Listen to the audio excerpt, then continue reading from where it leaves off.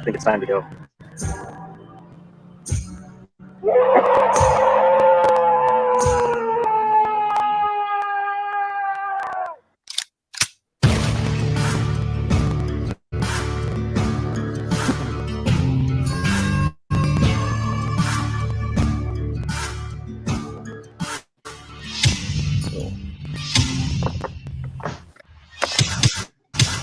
From the hills and hollers of southern Indiana to the Lone Star State of Texas, we are the hunters of the paranormal. Truth seekers, mount up. Howdy, True Seekers. Here we are again with another awesome guest. We have Brian from the Red Dirt Cryptids investigations, and we're just going to have a good conversation about different cryptids and hopefully a lot about Bigfoot, and we'll see where the conversation goes from here. How you doing, Brian? I'm doing great, man. Thanks for having me on. Awesome. No problem. Great to have you here. It's an honor, man. We really appreciate you coming on. Would you like to tell us about the experiences you've had, or what got you into this to start with? Well, what kind of got me into the whole thing is it's kind of comical, honestly. When I was probably about, this is interesting. Somebody just came in my shop. When I was about 13 years old, I had a, well, no. Sorry, I'm having a It's okay, buddy. issue. If you need to pause or go talk to somebody, then let me do that. Be just fine. Yeah, we want to make sure you're safe, man. There's not supposed to be anybody in here. Oh yeah, go check it out. Yes, sir. Hope all is well. We'd like to make sure that our everybody's safe in here. We like to make sure everybody's protected. Well, whoever it was passing through. So, but anyway, what got me involved in all this was kind of comical. I want to say I was probably 10, 11 years old. And I, was kind of growing up down at the family farm at my grandparents' house during summer. And I found this weird track, and I'd read, some Tarzan books and stuff like that, and some of those old cowboy novels. And, I kind of was an aspiring tracker, if you might say, for a 10-year-old. And I found this track. It was kind of half in and half out of the creek, and it was in the mud, and it was a really large print. Now, if you want me to be specific about how big it was, I really can't do that. I was a kid. I was 10, 12 years old. That's fine. And, but anyway, I found this track, and it looked like whatever it was, it slipped in the mud, and it had, some toe prints, that were really large.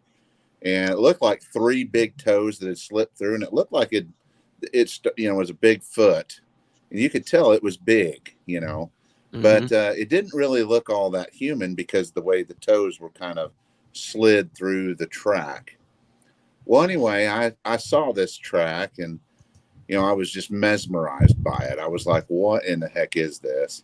And I started making a circle, and I just kind of started circling and making a bigger circle, looking for other tracks.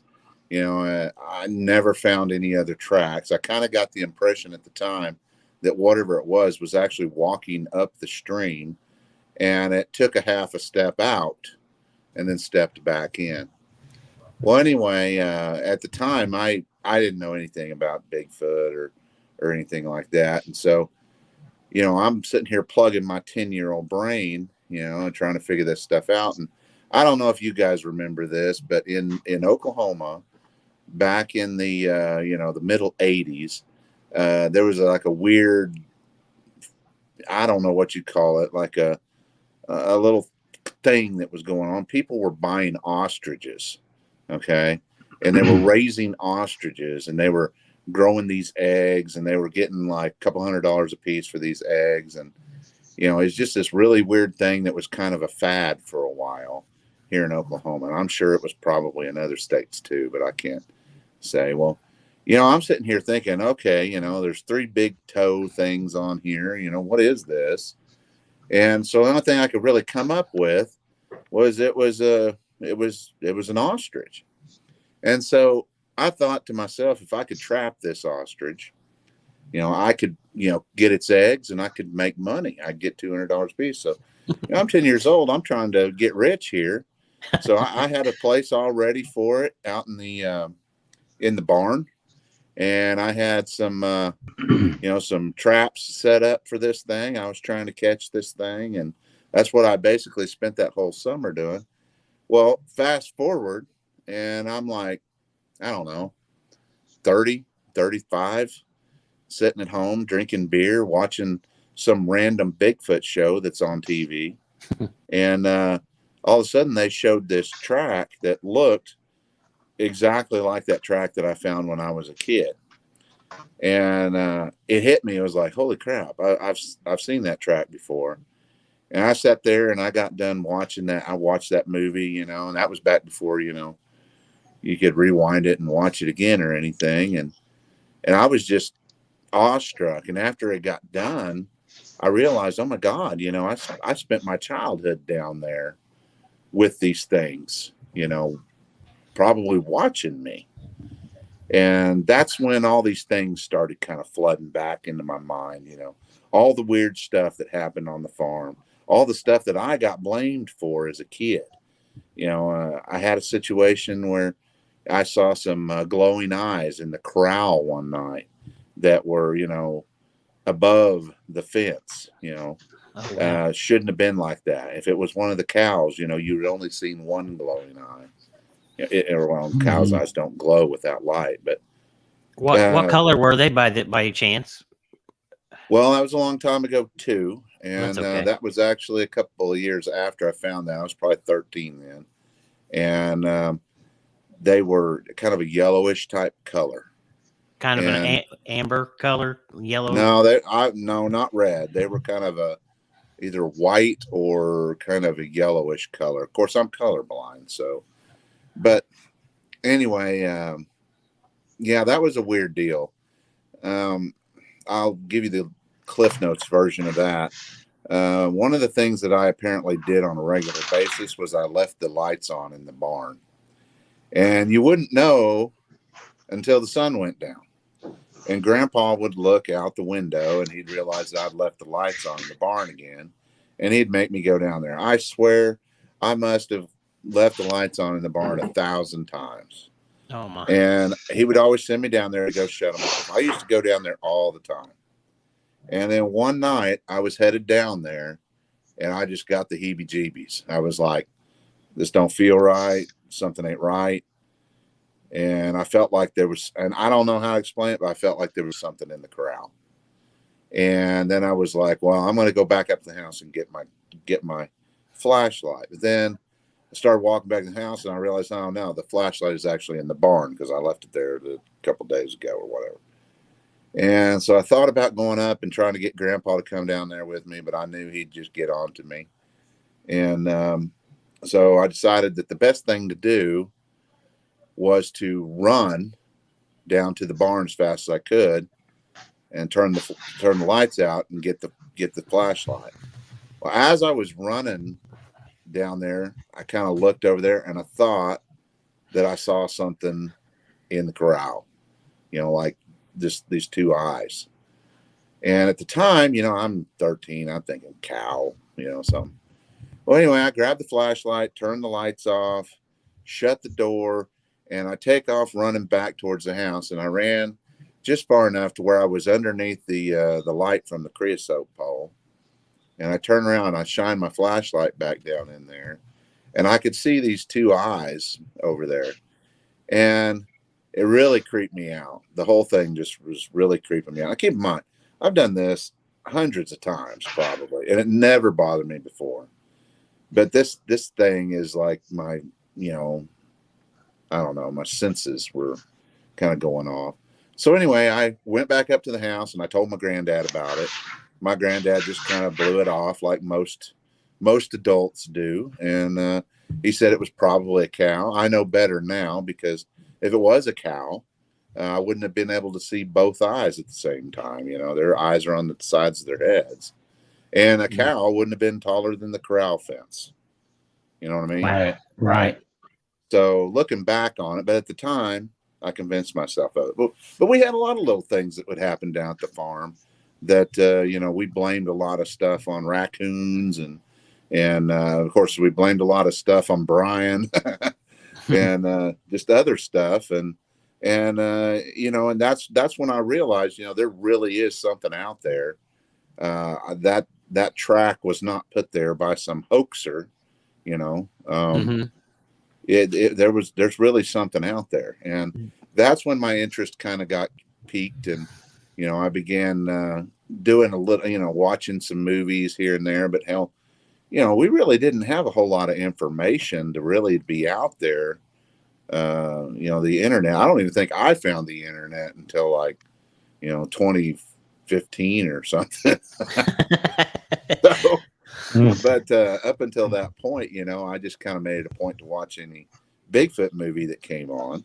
And that was my education thus far. But then once I found the internet, the world was at my fingertips. So. Did you ever watch Legend of Boggy Creek? And I was thinking that creature had a three toes. Yeah, for the life of me, I'm not sure if that was the movie that I saw or not. There was also another movie that was some three-toed critter down at the, I want to say in Louisiana, and but I think some people have said that was fake or something. I don't know. I think there was one in North Carolina, I think, in a swamp where they claimed they saw like a lizard man or something like that, but it had three toes as well, and I thought that's kind of interesting. Well, and everybody's got an opinion on this three-toed phenomenon, and the way I look at it, there was something there that left that track. I mean, we're talking like a farm in the middle of north central Oklahoma on a creek. I mean, the farm was owned by an old man, that ran cattle. If you're going to pull a hoax, there's about 10 million better places to do it. Yeah. And even then, if it was a hoax, you think they'd do more than one footprint. I have no doubt that was a real footprint looking back on it. But there's a lot of people that are, kind of on the, I guess this three-toed footprint thing is kind of a hot topic. Of course, everything with Bigfoot's a hot topic. If Well, the right person shows up. They don't know everything that there is to know about these creatures, and the ones that do aren't telling because they're in the government. But anyway, that's right. There could be creatures out there like Bigfoot that's got deformed feet or deformed stuff. I mean, for all I know, the happens. other foot may have just been fine. Yeah. Did you find any other footprints? Because a lot of times when they say that they find these footprints, there's just one. And that was the case with me. I found just one. Yeah, that was the case with me. But keep in mind, the only time I was really looking for footprints was when I found that one. Mm-hmm. And I can't help but wonder if I would have found more if I'd have been paying more attention when I was a kid. But I didn't know anything about this stuff. Not really. Was the creek that it went into, was it very deep water or was it shallow, like a shallow water? Well, it's spring fed. It's real good water. We used to drink it all the time. And it's clear. But it's, I would say at places, the creek is 5-6 foot wide. And, and there's a few holes that are, maybe 4 foot deep. But on average, it's somewhere between 6 inches and 12 inches deep. So it's not a big creek. It's just more of a stream, I guess you would say. Is it was it like a muddy bottom or rocky or a gravelly or sandy? So yes, it's very close to the Cimarron River. Mm-hmm. And we used to joke around all the time about being poor sand farmers because the dirt over there is so sandy. The only thing that grows real good is sandburrs. Oh yeah, sandburrs like the stickers. Yeah. Oh wow. They can you guys grow cantaloupe in that and watermelon? Oh yeah, we grew everything. It seemed like whatever we grew, people people outside that had better soil, they could grow twice as much in the same amount of land. Ah, You know, ain't if, that the if way we it were goes? lucky to get 30 bushels an acre on wheat, other people get 50 or 60, you know. And, Wow. yeah, as a kid, we had a really big garden. We used to grow watermelons, cantaloupes. We tried some honeydews for a while, but we decided we didn't really like those. We grew potatoes and corn and all kinds of stuff. Snap peas and carrots and tons of onions. So we did have that other food source that was there too. And that might have been and honestly, my cousins are still planting that garden every year. Oh, And wow. it's I would say it's about that part of it's about 2.5 acres. Wow, that's a good sized garden. Yeah. The way And food it's prices are getting, we're going to have to go back to that. I know. Mhm. So, but yeah, it's that food source has always been there for them, you know. Did stuff ever come up missing in the garden and you get blamed for it, or? No, usually when onions came up missing, that was me. I had a thing for those little onions, but no, I don't remember them taking anything out of the garden. But I can tell you this: several watermelons could come up missing out of our garden, or cantaloupe, and we would never know. The one thing I do remember that kept coming up missing, well, I wouldn't say missing, but we used to keep our dog and cat feed in the granary, and the granary door would get left open on a regular basis. I used to get blamed for that too. Oh, wow. And it got to the point to where I was being very meticulous about making sure the door was closed, and it had like a little lever lock that kind of fell down and shut it. But I used to get in trouble for leaving that open. And So Bigfoot owes you some allowance, because yes, he cut you off on allowance. yeah, I don't think I ever got any beatings or anything over that, but I'm pretty sure they was getting in there and getting the dog feed or the cat feed. They've Would it been be known to do that. Yeah. would it be on the floor, or like, did you see it like where you got Well, into it? you probably wouldn't notice. We would just kind of reach in there with the dog and cat bowl and scoop it out, and sometimes we'd drop some. And it's kind of funny because it was the granary was usually filled full of wheat seed, and then we'd have the dog and cat feed bags in there too, and so any that fell would just fall down in the wheat seed. And to be truthful with you, they could eat the wheat seed too. It Oh, may have not yeah. been the dog feed. They may have taken some wheat seed too. Wow. And there was usually a lot of it in there. Wow. So, yeah, there was plenty of food sources available for them, and fish down at the river, and we've got tons of white-tailed deer, and we've always had that stuff. How big of acreage are we talking about, woods wise, for these things? Could they had plenty of area to hide in that you wouldn't have Oh seen yeah, them or known? well, our particular farm is 160 acres. That one there, and I would say that it's probably about, I don't know, I'm going to say about 90 acres of it is woods, and the whole area around it, there's just woods everywhere, because we're only about a mile north of the Cimarron River. And of course, you get into these river bottoms and stuff, trees just grow like crazy. And so there are some fields. We do have some fields. We got a field full of love grass down on the south end that we used to bale for hay. And then we had probably, I'd say that one's about 40 acres and 20. So about 60 acres maybe at most that we would plant in wheat. And yeah, it wasn't the farm, especially back in the olden days. The farm wasn't a real money maker. We ran cattle, and that was how Grandpa made money. That and Wow. his day job. And that's still hard to do, running Yeah, cattle. That's a yeah, job, man. yeah. Sure is. Hey, Red, the eye shine you were talking about, and you said Yep. it was high up off the ground. If you had to give a guesstimate, how tall do you think?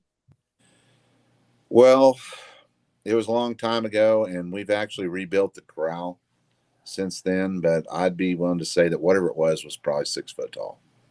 Okay, Yeah, it's definitely. could have been a juvenile. Well, it could have been. Um, I don't. I don't know whether I had a like a family troop or whatever living on the place, or whether it was just like a young male or something that was prowling around.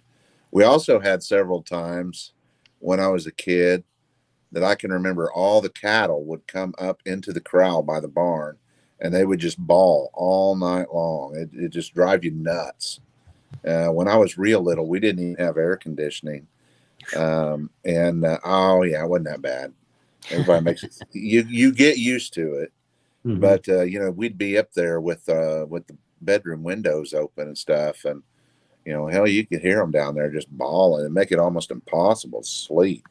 And my granddad used to blame it on mountain lions or something, and mountain lions were extremely rare back then. Now we do have a lot of them now, but back in the early '80s, mountain lions were exceptionally rare in Oklahoma.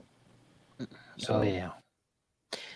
Um, have you had any experiences going out and investigating these things now recently? And when did you start doing your investigations? About well, how long?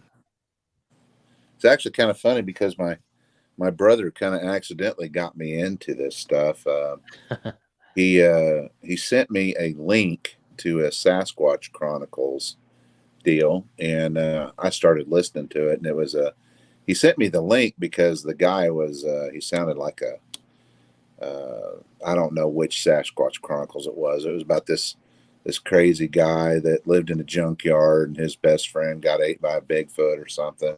And I was just dying laughing. I thought it was the funniest thing I'd ever seen or heard. And so I started listening to other of the Sasquatch Chronicles, and that's what really lit my fire. Because the second one that I stumbled on was that 515 one with the British lady that saw him on the beach up in, I think it was Oregon. And you could just listen to that lady, and you could tell she was just 100% sincere. And you could hear her voice quivering as she was reliving that story. And I was like, this lady really saw something. And that's kind of what got me into it. Well, I started looking around, and I was trying to find more information on my area, and I realized there's nobody doing cryptid type investigations in Northwest Oklahoma. And that's why I ended up starting Red Dirt Cryptid Investigations. It's been an uphill battle, but because there's the cryptid activity that we do have is not, I wouldn't say it's in abundance, but they're here. And it's not socially acceptable like it is in, say, Washington State or Oregon or Northern California.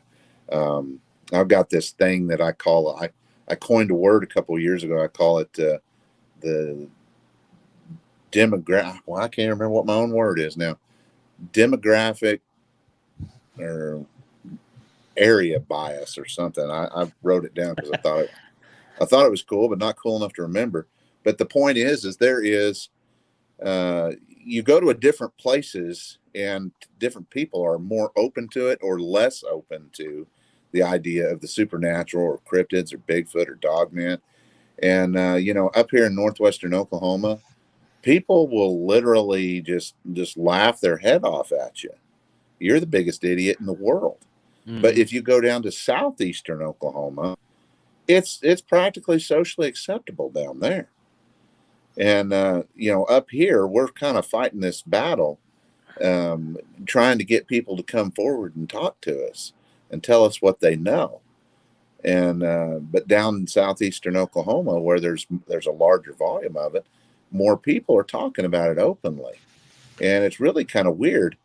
I honestly believe that we have a lot more going on in northwest Oklahoma but it's just people aren't talking about it. Mhm. They're here. Mm-hmm. You know, Oh, yeah. I found tracks. Well, and the other thing that has to happen is Northwest Oklahoma has some of the lowest population counties in the state. And so in order for you to have a Bigfoot sighting, not only you have to have a Bigfoot, you got to have a person there to see it. There you go. And That's if you're right. talking about a county that only has 9,000 people in the whole county, why a Sasquatch could walk around, you know, quite a while before they run into any humans. Oh yeah.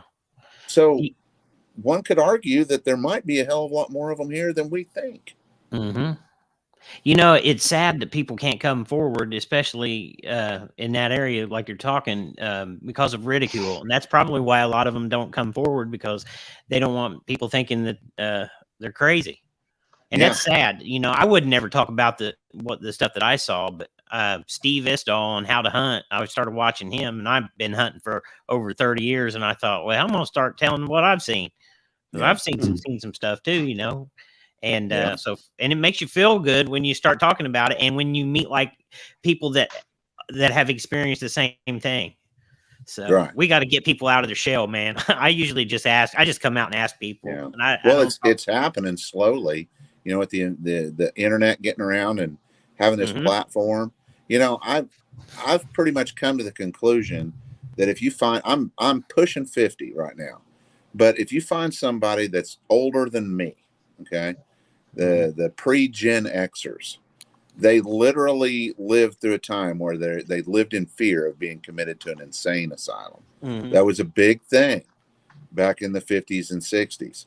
If you saw something or whatnot, or you just wasn't making no sense to people, you know, hell, even the Kennedys put their derelict sister in an insane asylum. Oh You know, wow, anybody wow. you wanted to get rid of, you know, you just stick them in an insane asylum. You know, all you had to do is fill out a form, and here you go. You know, And we this, have Mhm. county homes around here, like out in the country, and those county homes had jail cells in them, and they would put those people in there, like you yeah, know, and they wouldn't classify it or consider it an insane asylum, but they would they called it a county home, like where yeah, like widows and people would go to, and yeah, yeah, and they'd lock them up. yeah. It's not. That was a very real fear that the older generation lived with. You know, it was Hmm. you know, being locked up in one of these places. Now you take somebody that's my age and down, that's not something that really crosses their mind a whole lot. They're not worried about being committed. And so now that, you know, you find people that are younger than me, they'll more likely to talk about it, you know, Hmm. and at least a lot more than the older folks. I think that's why a lot more information is coming out now. Hmm. I think so too. I really do. It's getting to be where it's a little more easier and more comfortable to talk about. Yeah. I would agree. How many stories have you heard where people waited 20 years to talk about it? Uh, I heard an old man. He waited. He didn't have the experience, but the person that confided in him about it had the experience back in the 50s. Yeah. And Yeah. And you know, I can almost guarantee you, if he'd have told everybody about that at the time, he mhm. would have been locked up in one of those crazy houses. It scared that guy so bad he wouldn't go fishing again after that, and loved to go fishing. Like that was his passion. He loved to go fishing. Yeah. Mm. Yeah. So That's a dang shame too. yes, it I couldn't is. imagine that. Mm. David, you're gonna we're gonna ask a question from Yeah. Lisa. Go Yes, ahead, sir. David. My good friend Lisa, how are you? She wants to know, do you think there's more of a presence of, more than one particular type of cryptid over another, like more Bigfoot or more Dogman? Well, I think that depends on what region. I'm not going to. I have an overall interest, but I'm going to tell you straight up, my number one priority is my area. You know, northwest northern Oklahoma, and even we even go into southern Kansas. But from what I've been seeing, um, I in my area, man, it's hard to say. I would say that the Sasquatch reports outnumber the Dogman reports. but I think that it's kind of hard to categorize them because I think a lot of dogman reports get reported as Sasquatch reports and possibly even vice versa. I I agree. think a lot of people see Yes. something that's big and upright and walking. Well, that's got to be a Bigfoot, you know. And I'm Mhm. sure there's even a few where, you know, it was a Bigfoot, but it was reported as a Sasquatch. I mean, you never know. Most of these things are seen at a distance, usually in poor lighting conditions, and you know, so you don't always get the perfect roadside daylight encounter, you know. So, but I Have would you say there's probably more Sasquatch than dogmen. Thank do you. you log in reports, or do you have people that call you with reports? Yes, Um, and I actually have a website, and we actually have an interactive map. It's not high budget, but I've got a map that kind of covers my area, and it's got little waypoints on it, and it shows the rough area where it happened.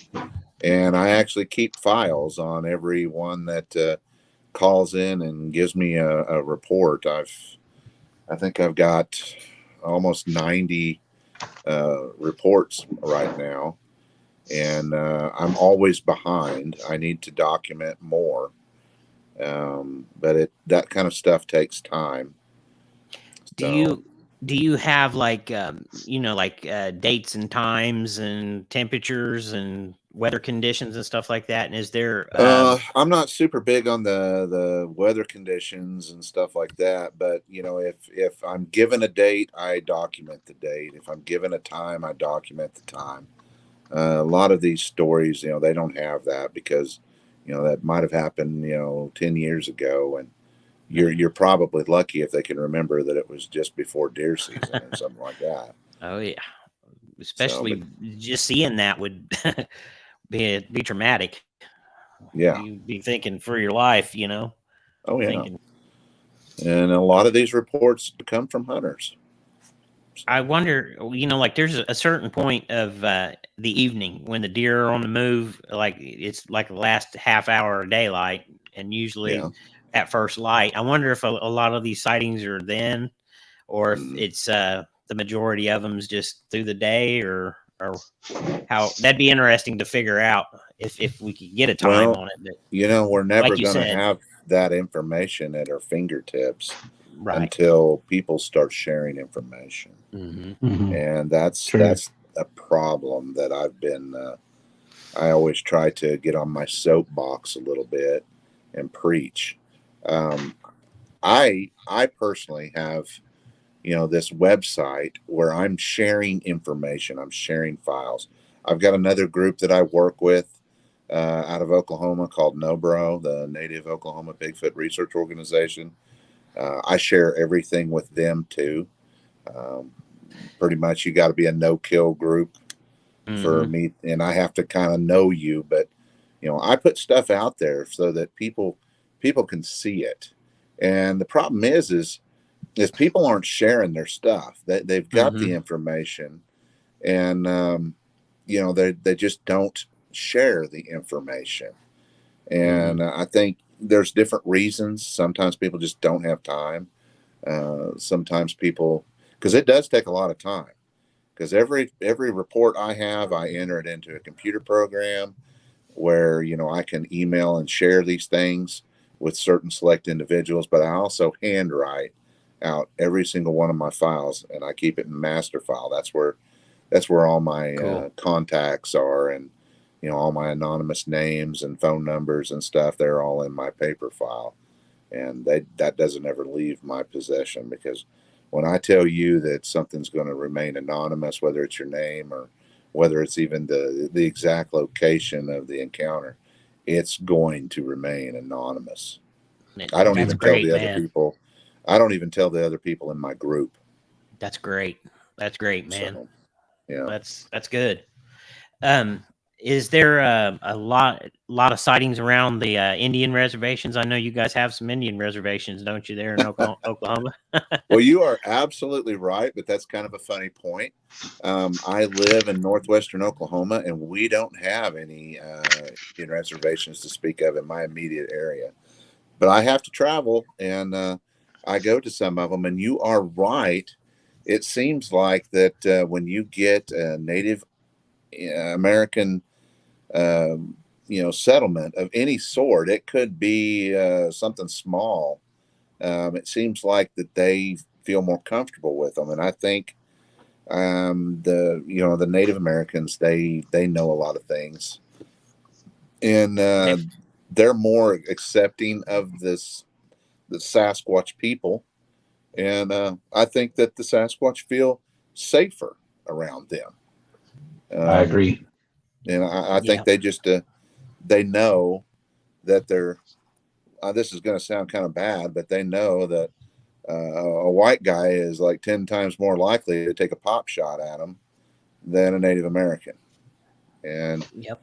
sadly, that's what my people have always done is we go out and explore new things, and if we find something, we kill it. Well, the natives are more educated on those kind of things than we are because they're closer to nature than we are. And if we would have grown up and heard about them and knew and experienced one, maybe it wouldn't be such a shock and all, Well, So, and think about this too.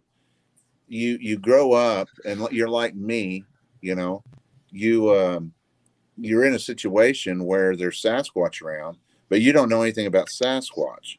mhm. I can't help but think when I was a kid growing up, how many times did I hear a wood knock and just not even take notice of it? How many times did I hear a whoop and just think, "Whoa, that owl sounds like he's got a hoarse throat or something"? I mean, how many times could I, if I would have been aware, how many times could I have seen something or experienced something or maybe even communicated with one of them? But I didn't know anything about it. Well, the Native Americans, it's accepted. They talk about this stuff around their dinner tables. Mom and dad tell the kids, and the kids are aware of these things from a very young age. And so they have opportunities that we don't have just because it's not a storybook thing. It's real. And so from a very young age, most of these natives, their ears are open and their eyes are open for these things, and they'll see more and they'll experience more because of that. I believe the Native Americans were taught things by Sasquatch, and you can kind of see it in the tree bends. And me and Lee were talking about this the other night. What's the particular name of that, Lee? The name of those trees that the trail marker trees, the Indian trees. Yes, and how some of them were bent over, and you said they used a leather strap or something like that, and would hold. Yeah, that was just very interesting. Have you seen the trail marker trees?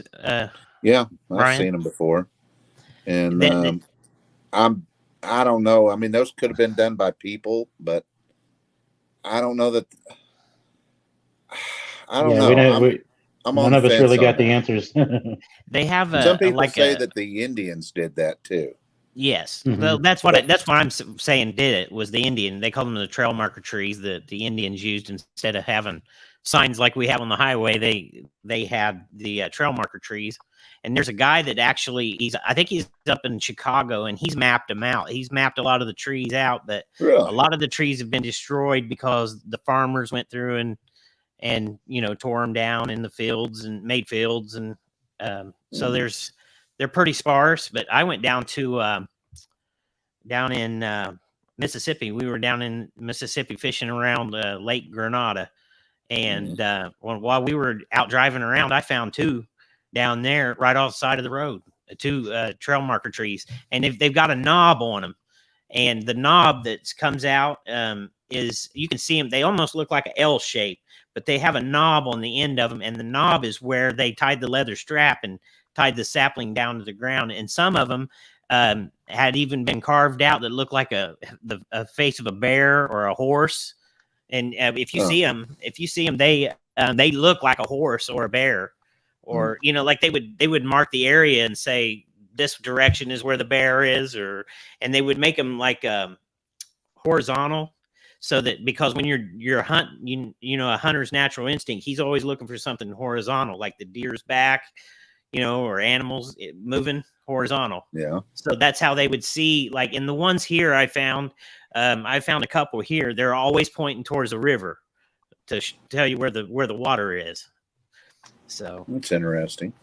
I've kind of thought that that's what the tree bends are, that the Bigfoot do. They're marking their areas and telling others maybe this is a safe area to walk through, and the X's may say don't go any farther, or I don't know, but that's what I'm guessing. It's a similarity to the trail marker trees.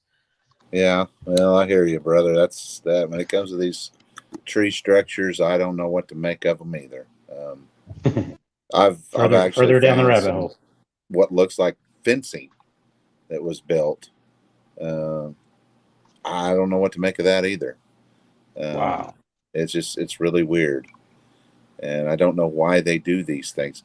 The fencing I kind of get, because maybe if you were trying to, herd deer or something, I've done that before. A couple years ago, I got tired of the deer walking just out of bow range, and so I went over there with my chainsaw and I cut down a bunch of trees and I blocked their path, and sure enough, it worked. They had to come closer to me to get to where they were going, and it worked out for me. But maybe they do stuff like that too. But I don't have. That's the weird thing. That's one of the weirdest things in the whole Bigfoot genre, is this whole tree structure thing. Nobody has ever seen them making one, and we've got all these people out there that are using telepathic powers to talk to Bigfoot. And it seems like they've all got a different story about what those tree structures are for. And I'm just sitting over here in the corner scratching my head.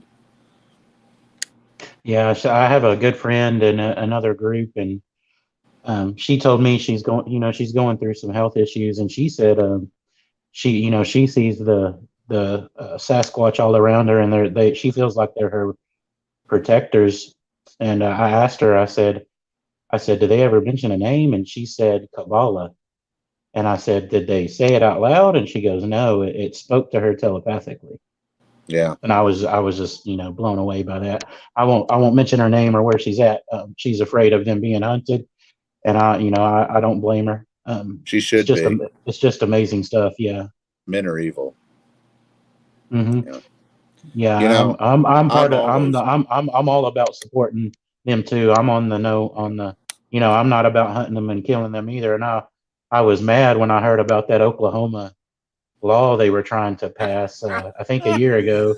Oh man, don't it? Yeah, and it just well, it got the community talking, and it's just not. It's not cool. These guys were here first, in my opinion. That guy, J.J. Humphreys, he started all that because he thought that it would be good for tourism. And, he's really not a bad guy. But what ended up happening is he got this ball rolling under the pretense that he was going to help, spur some tourism, bring in some outside bucks, to some of these small towns down there. And I guess he put all this stuff into motion. It made the newspapers, and I guess all hell broke loose. He was getting contacted by, some of the tribes and some of the Bigfoot organizations. And next thing he knew, everybody was mad at him. And so he had to go into damage control mode, poor guy. And he was he was backpedaling, and I think he actually changed the wording of the law or the proposal a couple of times. And it was now, by the time it's all said and done, in order to get this $3 million bounty, you have to capture one alive and unharmed. So that was publicity to get people to come to the state. well, and particularly southeastern Oklahoma. Okay. And I kind of see where he was starting, but I honestly believe that when the guy got into the whole thing, he honestly thought Bigfoot was a fairy tale. And he quickly realized that when he was getting contacted by numerous people, Whoa, that wait a there minute. This is was, real. yeah, well, there's Yeah. something. And he even ended up coming out to the Hanabi Bigfoot Festival this year and was going around talking to everybody. I figured he'd be kind of scared to show his face, but he came around. He was talking to people and trying to make friends, and I think everybody was pretty cool with him. But I'm pretty sure there were some people that wanted his scalp for a little while. Yeah. Yeah, I've gone to the casino a few times in southern Oklahoma, the Windstar, and just the land. It's hard to explain. Just looking at the land, I get a presence of like just you can almost it's almost intuition. You just know there's something out there. It's hard to explain Are you unless talking about the one on I-35? yes, sir. Oh, Yes. you are on the track. Brown Springs, right there. Yes, it's hard. It's amazing. As soon as you get in there, whether it's daytime, nighttime, every time I've gone, I just get that. I'm getting goosebumps talking about it. Dude, I've It's gone it's out there uh and got out it's of my amazing. vehicle, walked around, and I mean, it don't take long, and you feel like you're being watched. Hmm. There's something going on over there, and I don't know if you're aware of it either, but you know where the wind star is. If you go across the river into Texas, catty cornered from that wind star, there are, I believe, three Native American mounds over there Hmm. that are just on some dude's land, and I think that that might have some kind of tie to it. I do not have the answers, but I know that it seems like sometimes these things are attracted to these native what they believe is Native American earthen mounds, and there's three of them right there, catty cornered Yeah, from it's almost like they feel more at home there or something, you know. or if you want to start talking portals, we can go there, but you Hey, know, I'm open. Hey, I'm open to anything. I know it ruffles some feathers with others, but well, I'm all I'm no expert and I don't have all the yeah, answers, but hey, if someone saw a creature come out of a portal, who am I to judge them, you know? yeah, It's just we just don't know yet. Like you said, we need to get people to that's the whole sole purpose of our show is to get people comfortable, the mhm, platform, and get on and talk about whatever it is because there's nothing wrong with it. You're yeah, not we're not going to judge you. yeah, Others have seen these and we know they're out there. A lot of others know that they're out there, and I can yeah, understand people not wanting to talk if they got a high level job, something like that. But yeah, I think you're right. With social media, other people are starting to wake up, and that's kind of our whole mission is to get the truth out there. right, yeah, and just to create an atmosphere where people feel more comfortable telling what they saw. You Hmm. know, I know of a story. I'm not going to give too many locations, but there was a lake here in Oklahoma where a judge and his family were vacationing at a campsite, and one of the kids looked across the bay, and I guess there was this. They're about 70 yards across the water on the other bank. There was a Bigfoot walking, and they grabbed their video camera and they started recording it.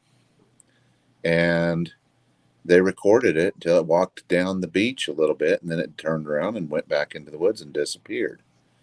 And it wasn't even a couple minutes later, some of the people in the camp next to him came over and said, "Hey, did you see that?" And they were like, "Yeah, you mean the Bigfoot?" And he was like, "Yeah." Because, "Yeah, we got it on tape." And they sit there and they watch it with the tape. Well, they contacted a few people in the Sasquatch community, had them look at it, and they said it's great footage. But the problem Wow. is this guy is a judge, There we go. and Yep. he he said that he is not going to release it until he retires. He's not going to jeopardize his job, you know, because his judgment, his mental clarity is his job. That's where all of his judicial decisions get made. He's got to be of sound mind to do the job that he's doing, and the last thing he's going to do is jeopardize that. But I honestly believe that there are tons of really great video footage that people have of these creatures, but they've seen what has happened to other people. I mean, there's still people out there who are screaming that the Patterson Gimlin film is fake. Oh man, that doesn't convince me. That's one of the Yeah. best footage that I've seen I anyway, in my mean, opinion. You can see the muscle mass moving as Patty moves. yeah. Now I You can know, a understand suit. them saying it was fake back in the day when there was no stabilization or no nothing. But now that we've applied all this technology, you can slow it down frame by frame. Hell, even Thinker Thunker pointed out that in one of those frames, you can actually see where it looks like her foot is bending in the middle and displaying that mid tarsal break thing. Yes, you can. Um, Yeah, big old calf muscle too. yeah. I mean, I'm just mind blown that people are still denying that. And I don't know, it's frustrating, but no matter what we got, it doesn't matter. And that's what I tell people. And some people get mad at me a little bit whenever I tell them this, but the truth is no video footage is ever going to be good enough. It just isn't, and we just have to accept it. No audio Yeah. footage will ever be good enough. No nothing. And I guarantee you, the government is not going to let us.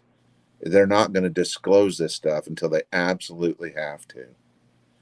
Yes, There's no it's way.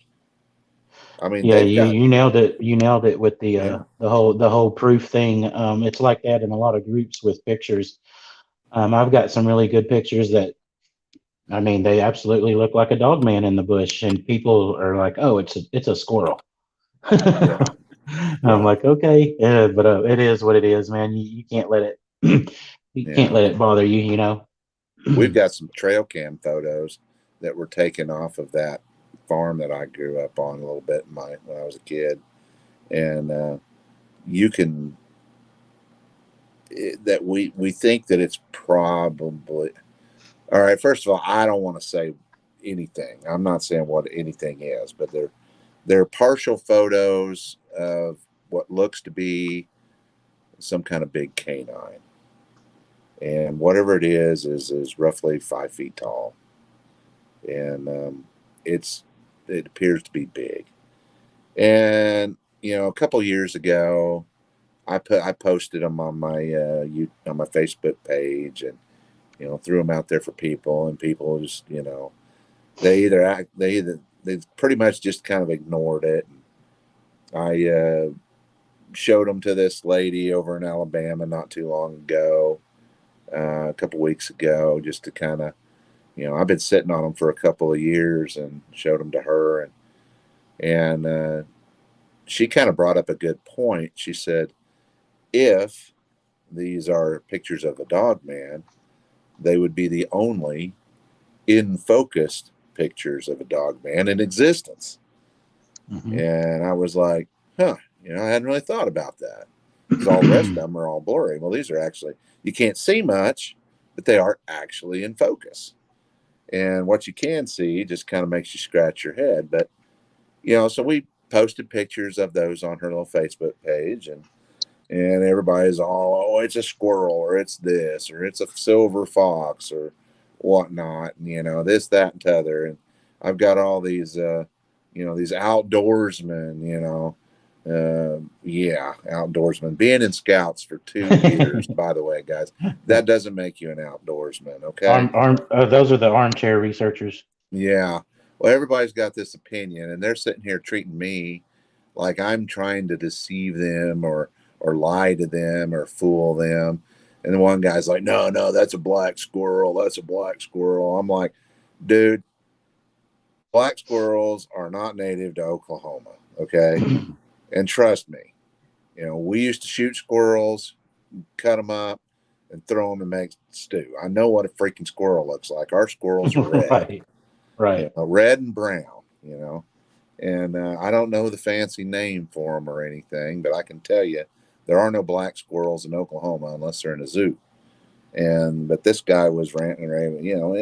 I get it, but people are so desperate to, counteract anything, And so my response on it is why couldn't it be a dog man?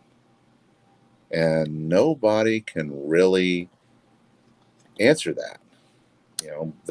That's the truth. They could be. I'm not going to say what they are. I mean, I have no idea. But the truth is for every nice thing that was said there was a negative thing. Somebody that was, acting like they knew what they were talking about. Right. There's one in every group. Trust me. Yeah, these I'm not trying to be rude or anything, but man, if you live in Maine, what the hell do you know about animals in Oklahoma? Exactly. But no, they know everything. And so I was actually responding. I argue with it a little bit. I'd find a picture of the animal that they were saying, and I would post it right underneath their comment. And I go, well, nope, sorry, But I was being polite. I was trying. My mom always told me to mind my manners, but man, what do you do with those people, But it just kind of goes to show you're not going to win, no matter what you got on camera. You're not. No, exactly. All you're going to do is give yourself high blood pressure. Yeah, that's happened. It's unfortunate. A lot of people in those groups are looking for that, that werewolf picture from like a Pinterest picture.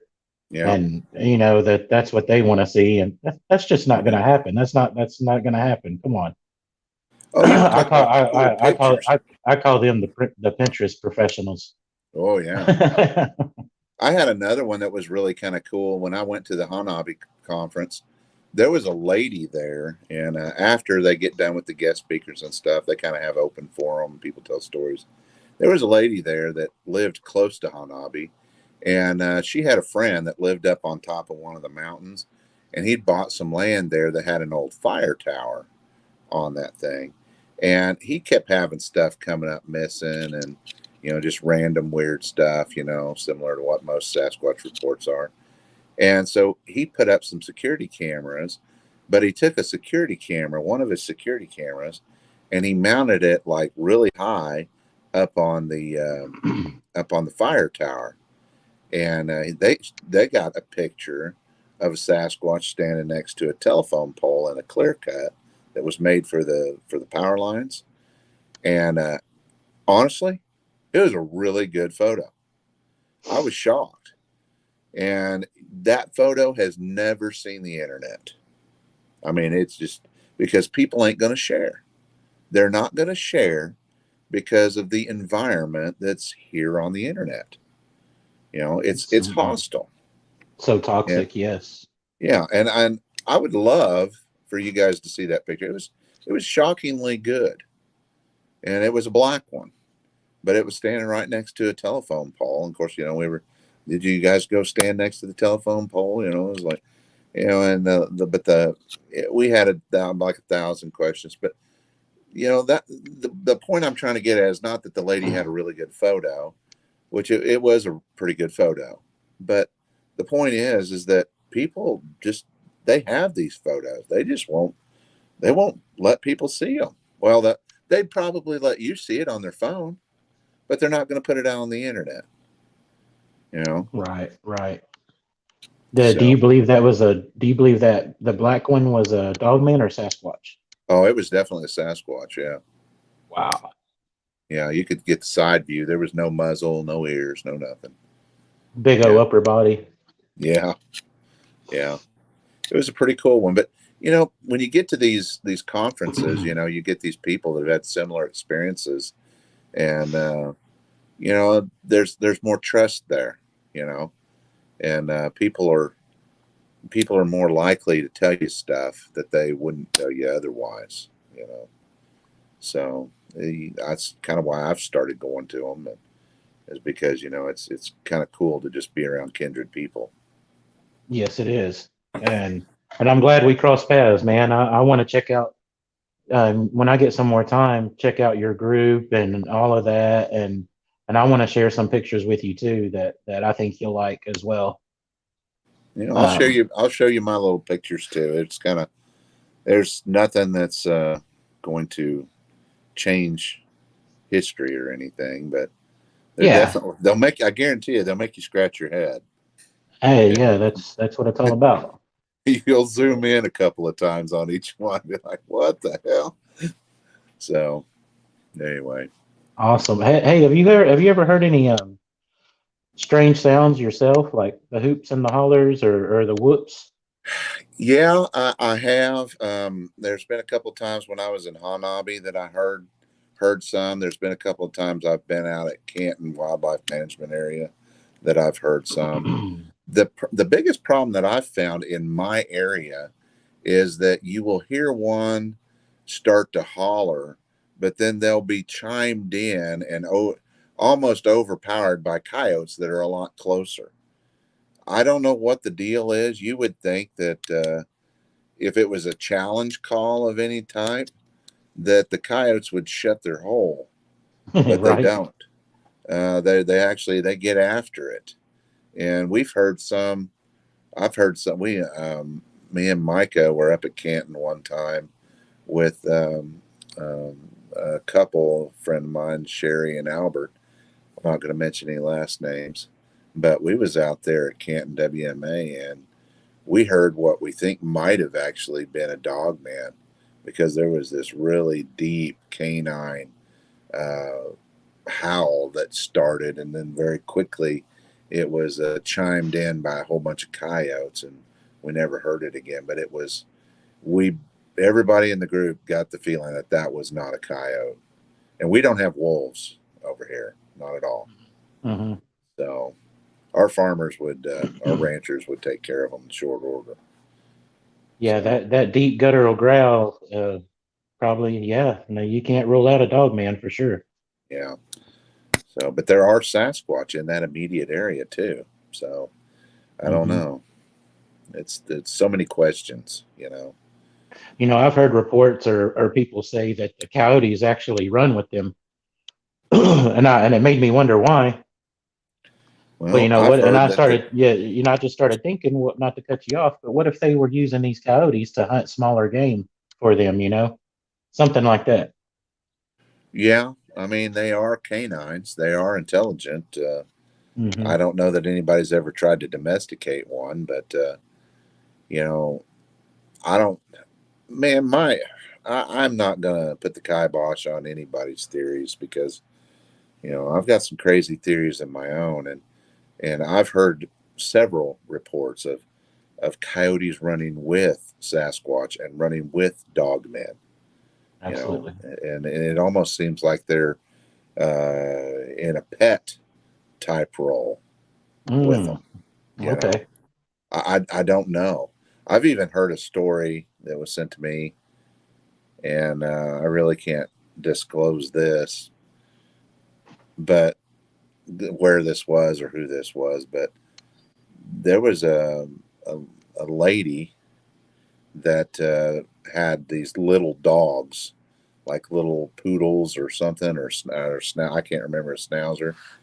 And these dog men were coming up, picking the dog up and petting it. Wow. I know, right? Like Like hey, like hey, buddy, and then oh, here you now, go. You go back home. that's one of those stories that you're just like, what? I don't know. But you can't. Who's to say they're lying? But Right. if we start getting a series of stories that come in about the same type of behavior, then it becomes more believable. Everybody thought that the whole disappearing Bigfoot was a joke when the first guy reported it, but by the time the 30th person reported it, people are like, "Well, I don't know. Maybe there's more to this." Hmm. So I don't know.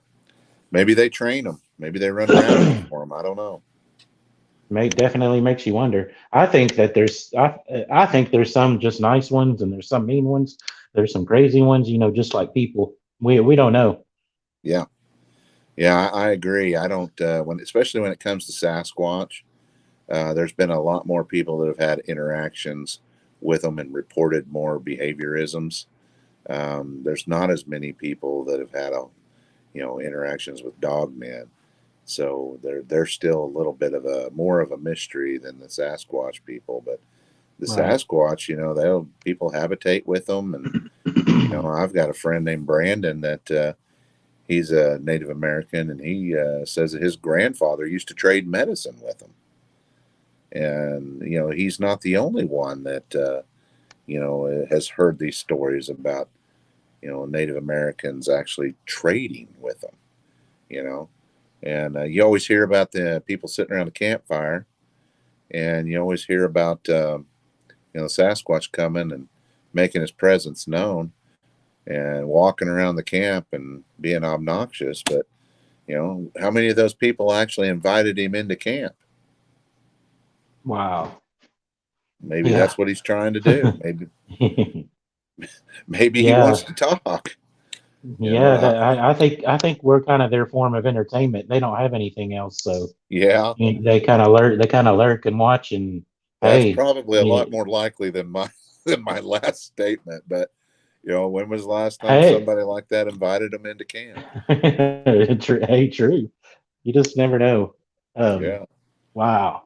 Hey, my good buddy with California, Shane. He's with West Coast Cryptids, West Coast Cryptid Project. Good buddy of mine, and he's awesome doing his research and everything. He's all into the dog man like I am.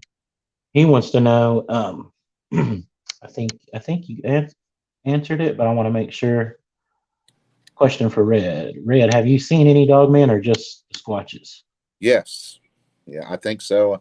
To be specific, what I saw was could only be described as a dire wolf, but it was way too big. Way too big. It was broad daylight, probably about 65 yards. Saw it out of the window of my truck. It was sitting in the sunshine. And I guess, for lack of a better way of putting it, I kind of ruined its day by seeing it. And it ran off. I actually did a YouTube video on it.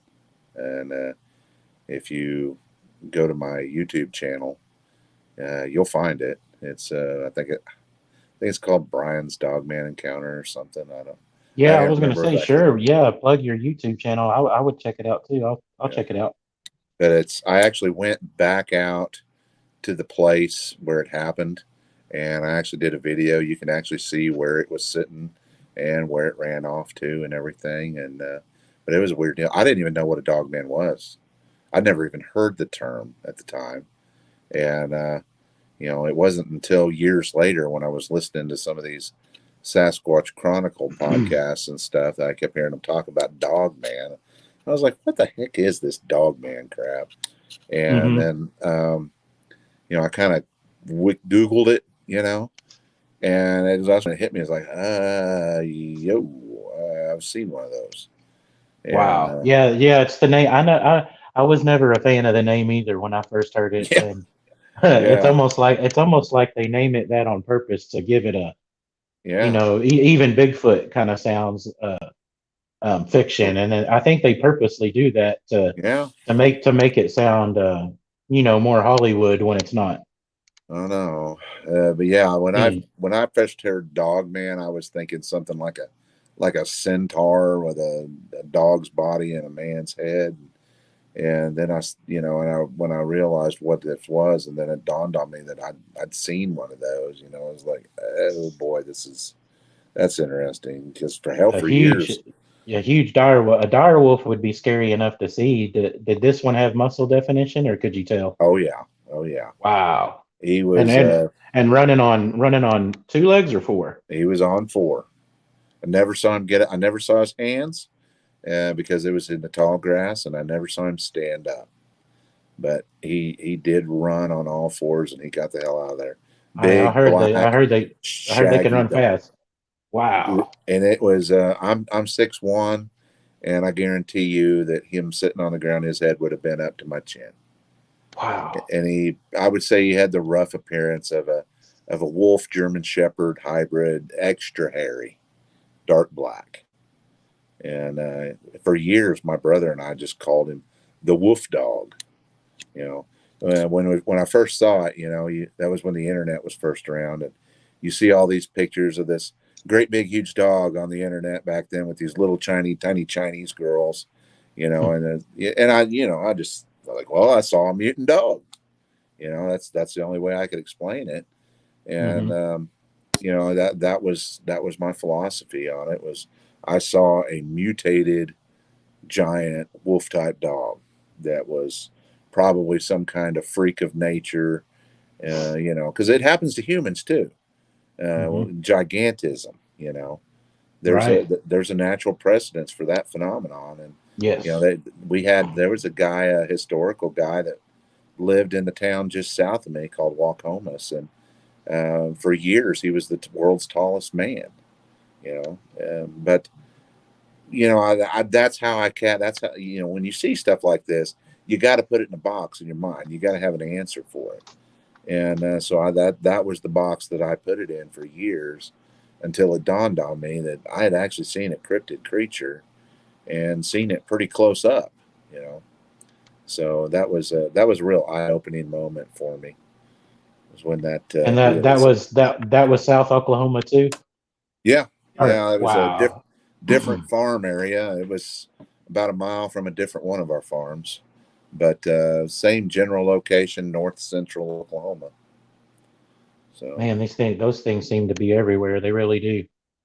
yeah, And you said that jet black. That's a lot of people what they say. They say that it is, it's a jet black. It's blacker than, anything that you've seen, yeah. has The funny thing almost has a about that sheen that to it almost or something. the funny thing about that really dark black color is it stands out in the daytime, and it's not black is not really a good camouflage. Not really. It doesn't really happen in nature. I mean, you can have shadows, but there's really nothing when you go out and you walk around the woods in the daytime. There is nothing really that is black. You know, not pitch black. Mm-mm. Maybe a dark brown or something like that, but not black. And black is actually a terrible camouflage because you can stand Yeah. out. So I've never really understood that part of it. But they come in all colors too. Not Yeah, we dog had color, a Sasquatch. yeah. I forgot who it was telling me. It was on one of those YouTube shows. They witnessed an all white Sasquatch, and I think that's Mhm. that's got to be pretty cool. And I think that was here in the South somewhere, if I'm not mistaken. Yeah, we supposedly have one that's running around about an hour and a half from my hometown, and there's a little river system that this thing is running, and there's been rumors of it there for years. And there's an Indian tribe that's in the close proximity, and I've had people tell me that it's really really old. Now, what is really really old for a Sasquatch? I don't know. I wondered that too. That's an excellent question. I always wonder myself what the lifespan is of a Sasquatch. Yeah, That there's might no be way for us something, to know. right? Hmm. Hey, I got a question for you. Okay. What do you think about this Bigfoot mapping project? Have you seen that? No, but I've heard it. I've heard it being talked about. Apparently, there's a university that's putting it on, like the University of Iowa or something, and they're using some kind of weather cameras or something to do this type of stuff. But they're also documenting all the Sasquatch reports, and they've already got all the BRFO reports loaded onto it. You don't know anything Oh, about that? wow. No, no. Thank you for telling me that. No, sir. I'll have to send you a link to it. It's pretty cool, but it's pretty new. And to be honest with you, I'm trying to figure out who's running it. You know, whether or not they're pro kill or whether or not they have any government ties. And you know That's what me, I was about to ask you, if they were pro kill or not.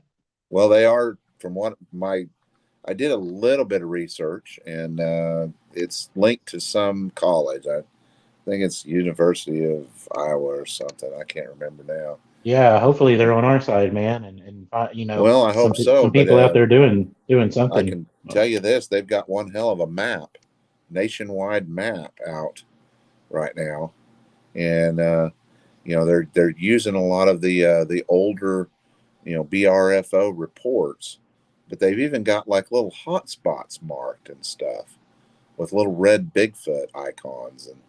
And I mean, as Wow. far as the map goes, it's pretty damn cool. I'm just more concerned about, you know, and I actually thought about sharing my info, you know, my sharing policy that I claim to have, you know, Hmm.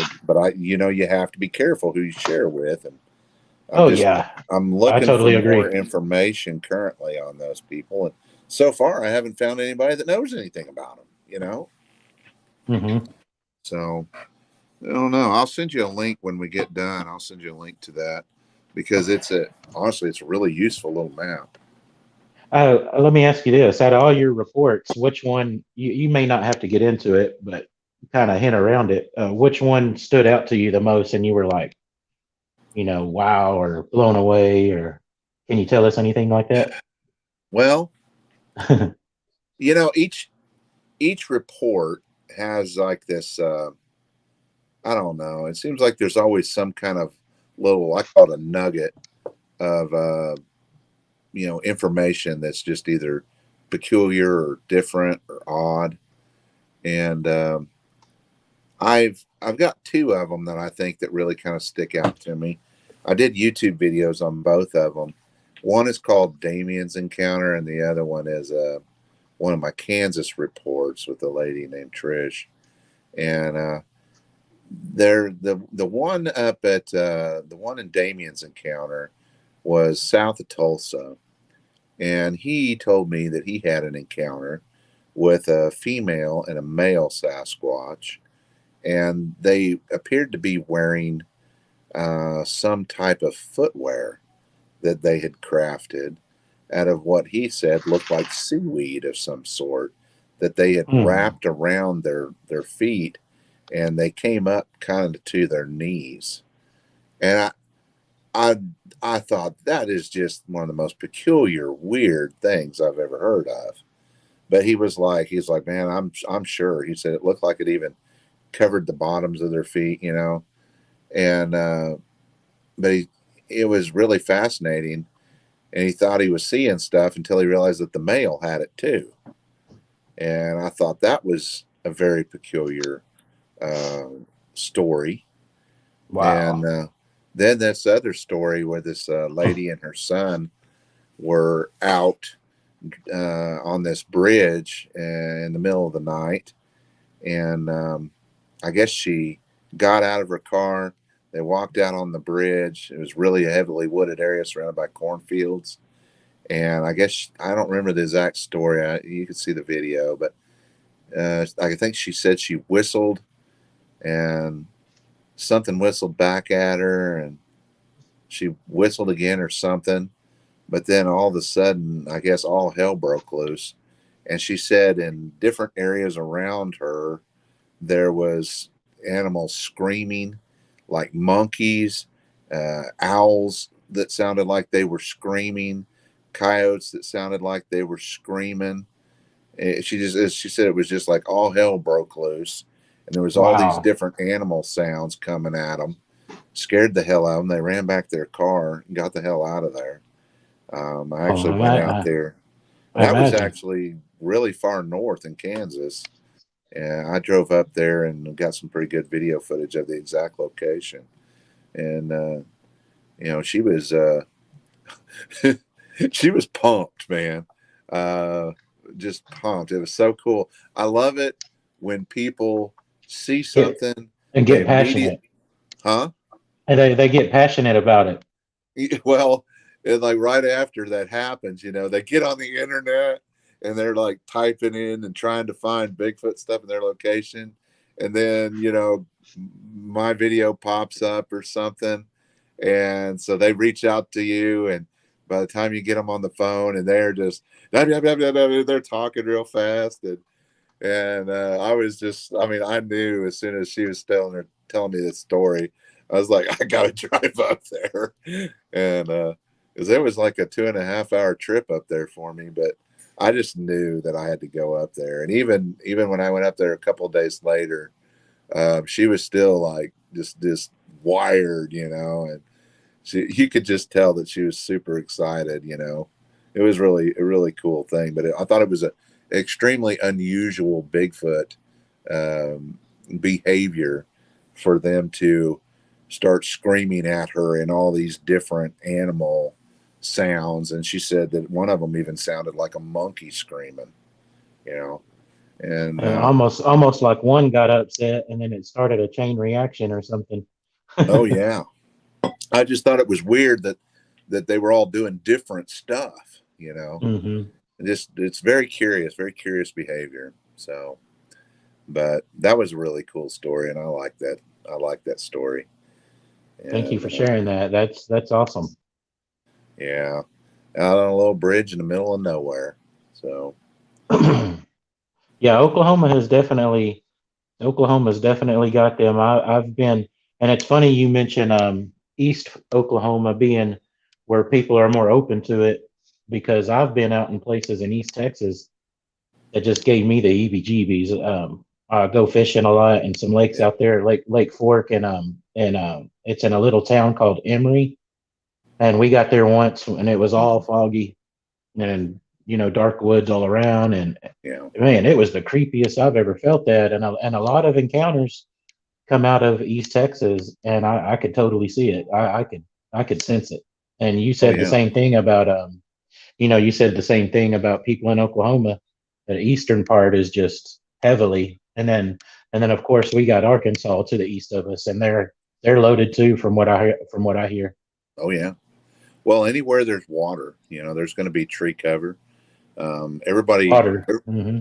90% of the population of the United States, when they hear the word Texas or Oklahoma or Kansas, they get this vision in their head of these open flatlands, with no trees and, the old rusty Yeah, yeah, windmill that's just not blowing the case. and the That's farmhouse that's falling down. Yeah. That's maybe the Lubbock or Amarillo, but not Yeah, Tech. I Yeah, know. Maybe not Vici, Oklahoma, but these people yeah, don't realize that, we've got massive forests, even in northwestern Oklahoma. We've got massive forests. Watch some of my videos. You'll find that we've got big trees, big okay, forests, big woods. Now, they're primarily around, these waterways, and there are big patches of open fields and ground, but this is what I tell people. That kind of stuff makes it easier for me to hunt, because you go down southeastern Oklahoma and it's literally, there is cover everywhere. There is literally, we're talking a national forest. It would literally take you years to find anything down there. But where I'm at, you do like a deer hunter would, and you hunt the funnels. You go find the areas along the trees and the rivers where the woods get thin. And if they're going to stay in cover when they're moving, why, they're going to have to go to those areas to stay in that funnel type area where the trees all get kind of tight. If they're going to stay in yes, trees and stay in cover, they're going to be in there. yes, That's a better place to look for footprints, and mm-hmm. it's a better place to look for all kinds of sign. And I think that to a certain degree, looking for Bigfoot in northwest Oklahoma, could actually be easier than it is down in southeastern Oklahoma. I just think they probably have a larger population of them down there. And Wow. and southeastern Oklahoma has a lot more people than northwestern Oklahoma. I'd be willing to say they probably have easily 4 times as many people down in southeastern Oklahoma as we do in northwest Oklahoma. And that's 4 times as many potential reports. There you go. Yeah. Yeah. Is there a particular pattern you notice, like whether it be let me try to figure this out here. Are more reports around springtime, or are they scattered, or is Well, it I from what I've seen, no. There's okay? this huge theory that they're migratory. Okay. Right. And I get why people seem to think that, but the truth is, why would you migrate? What are the reasons for migrating? You would migrate for food. That's the primary reason. That's Mm-hmm. honestly, that's probably the only reason. A lot of Native American Plains Indians would migrate to follow the buffalo. Okay. Why would these people, these Sasquatch people, why would they migrate if the food source is abundant? It makes no sense. Now, are there like young males that it's time for them to leave the nest and go out and find them a mate and stuff? Yeah, there's that. That's if they're smart enough to avoid us for this long, they are smart enough to know that they probably don't want their gene pool getting too tight. You know what I mean? So they probably do spread out, but I think for the most part, especially with the introduction of wild hogs into Oklahoma, we have ample food supply for these big people. I mean, ample. And nobody is going to notice if these pigs are coming up missing. Nobody's going to notice if deer are coming up missing. And, they can raid the trash cans and the dumpsters as soon as we go to bed, for their dining pleasures. There's more than enough food right now. Mm-hmm. That's why a lot of people believe that that's the reason why their population is on the rise right now. I totally agree. I think Wow. that's why we're seeing more reports, is because their populations are growing. And I think their Mm. populations are growing because we've got more food. I want to see that video that was going around. Of Lee was telling me about this the other day. I think he's trying to work out some audio issues, but I'm sure he'll be back. There was one of a Sasquatch walking down a residential neighborhood, and it was massive. I'm talking, it looked like 2 refrigerators, and it Yeah. turned around and just slowly went back into the wood, just strolling down the neighborhood. And Well, I'd like to see that and too, buddy. But YouTube removed it. YouTube removed it, but I'm gonna what? see if yes, they removed it, and but I know Lee can get access to that one. I think on Oh, DuckDuckGo, if I'm not I mistaken, would. and I will share that with you. Yeah. Well, I've actually had reports of this lady that reached out to me because her grandparents' home was being visited on a regular basis. But um, you know, there's people out there that believe that they're smart enough that they know when trash day is, and they'll go around and make rounds the night before trash pickup. I never thought And about that. well, you think about it, when that's your primary food source, Hmm. it makes sense that you would eventually figure out when trash day is.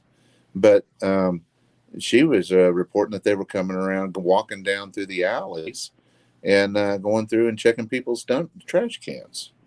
And of Oh course, man. this alley was pretty. But here's my thoughts on this.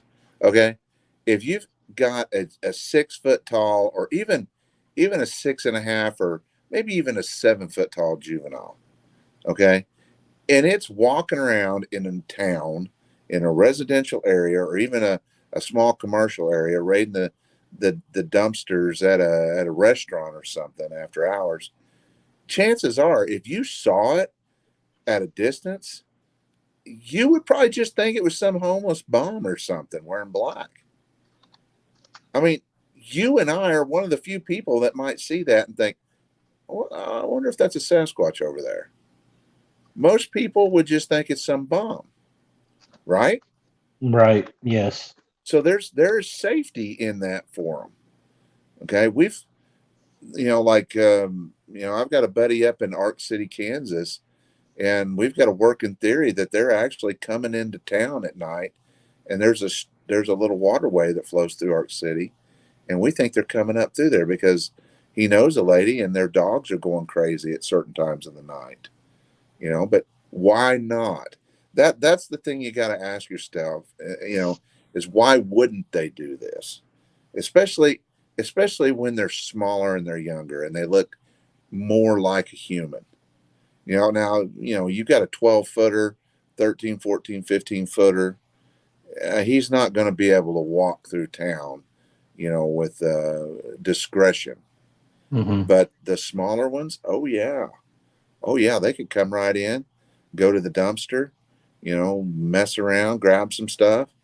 Even if the neighbors saw it, they probably would think it was a homeless person. Right. I Yeah. think it Very, happens very a logical. lot more than we realize. And I think they hit city dumps too. Think about the amount of Yeah. Oh, food yeah. that's thrown away at city dumps. A lot. I'd be willing to bet you money that there is the greatest video footage ever that just never got noticed at city dump security cameras. Hmm. Unless something comes up missing, they're never going to check it. I bet you we've Wow. got tons and tons of video footage waiting for us to find. Just because those security cameras now, hell, they store like 6 months of video footage at a time, A lot. Yes. and all that video footage is just sitting there, but nobody knows to look. The only way that we'll ever know anything is if something come up missing that they noticed and they went back and they checked that, and they happened to see a Sasquatch walking through there. Hmm. That's I think we We get. catch them on camera a lot more than people realize. We just don't realize we got them. Yeah, because they blend in and hide so well. Yeah, and sneaky. Yeah. We have a question. Another one from my good brother Shane. Hey, Question for Shane. Red. Does he believe? Oh, this is another. This is one that can ruffle some feathers, but it's okay. I was gonna save this one for last, but it's all right. Does he believe Sasquatch are interdimensional or flesh and blood? I've never seen anything that would make me believe that. I've never had any evidence On that the would, on the end on the, it lead to interdimensional. yeah. But Okay. at the same time, I do believe that there is a spiritual aspect to them. I do Yes. believe that they were created by, the God, the Creator. I do believe that they were. I'm not exactly sure how they fit in, and I'm sure that the Nephilim got their hands on them too. Hmm. That the Watchers probably got involved there too, but just like they did in our race. Um, but but interdimensional, I don't know. I'm not going to disbelieve in it, but I do believe that they seem to have some powers that people can't explain. And this is usually what I tell people. Somewhere along the line, us humans, we picked up a club, right? And eventually we moved on to a spear. And that led us to the technology that we've developed today. Hmm. And when you sit down and you look at the technology advancements that have gone from picking up a club to defend yourself to what we have today. Now, if you take that same time frame and you realize that these creatures didn't need a club, you know what I'm saying? To protect Right. themselves, they didn't need a club. And so, what if their technology that they developed over, you know, thousands of their generations, like we did, what if it just went a different direction? What if their technology was all about hiding and being one with nature. And what if it was about opening portals into other dimensions? I mean, what if, the sky is the limit. When you look at what we've done in the last 6,000 years, and most Native Americans believe that their species was here before ours. Who's to say how they've developed and what they've evolved to this point? I'm not going to say it couldn't happen, but I've never seen any evidence personally of that. But that's not meaning it don't exist. I'd like, hey, bring it to me. I'd like to see it. Yeah, me too. And a lot of people will say, "Oh, they leave poop and hair. There's no way they could come out of a Yeah. portal." Well, I started thinking, we don't know what can come out of a portal. It can come out in a physical form for all we know. That's what I Yeah. just started thinking anyway. The possibilities are endless. Well, and I'm with you on that. That's good points. But you don't ever hear any stories about aliens leaving Hmm. poop. True. I wouldn't want to see it anyway. Or maybe it's just so small we don't notice. I think it's a cat turd or something. But but I don't know. They do have a lot of you know real tangible. Apparently they bleed. They leave hair. They bear young. They suckle their young. They have to eat. These type of things. They seek shelter. Yeah, Um, all good points. Yes. yeah, I think that they're very much a natural creature, but could they be a natural creature that has developed some really unique skill sets over the last few millennia? Could be. There's maybe they can cloak. You've seen what a chameleon can do. There's Oh yeah. chameleons. There's insects out there that can change their color and blend into the environment. I As long as there's a natural precedence for something, I do not have any problems believing that it could exist.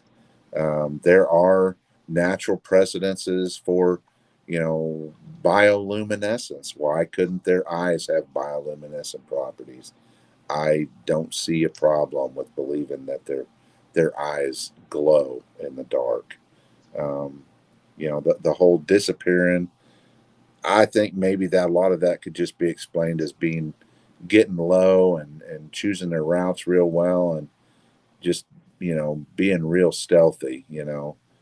Um, there's so many of these weird behaviors that people want to put the supernatural stuff on them, but a lot of that stuff can just be explained in nature. Hmm. This what do they call that when they scream at you and they hit you with the infrasound? You Oh, know, the yeah, we the yeah yeah it's on the we tip of my tongue too. Yeah, getting zapping you. zapped. Yeah. Yeah, there's a natural precedence for that in nature too. Lions and elephants both do it too, and Hmm. so I don't have any problems believing in those kinds of things.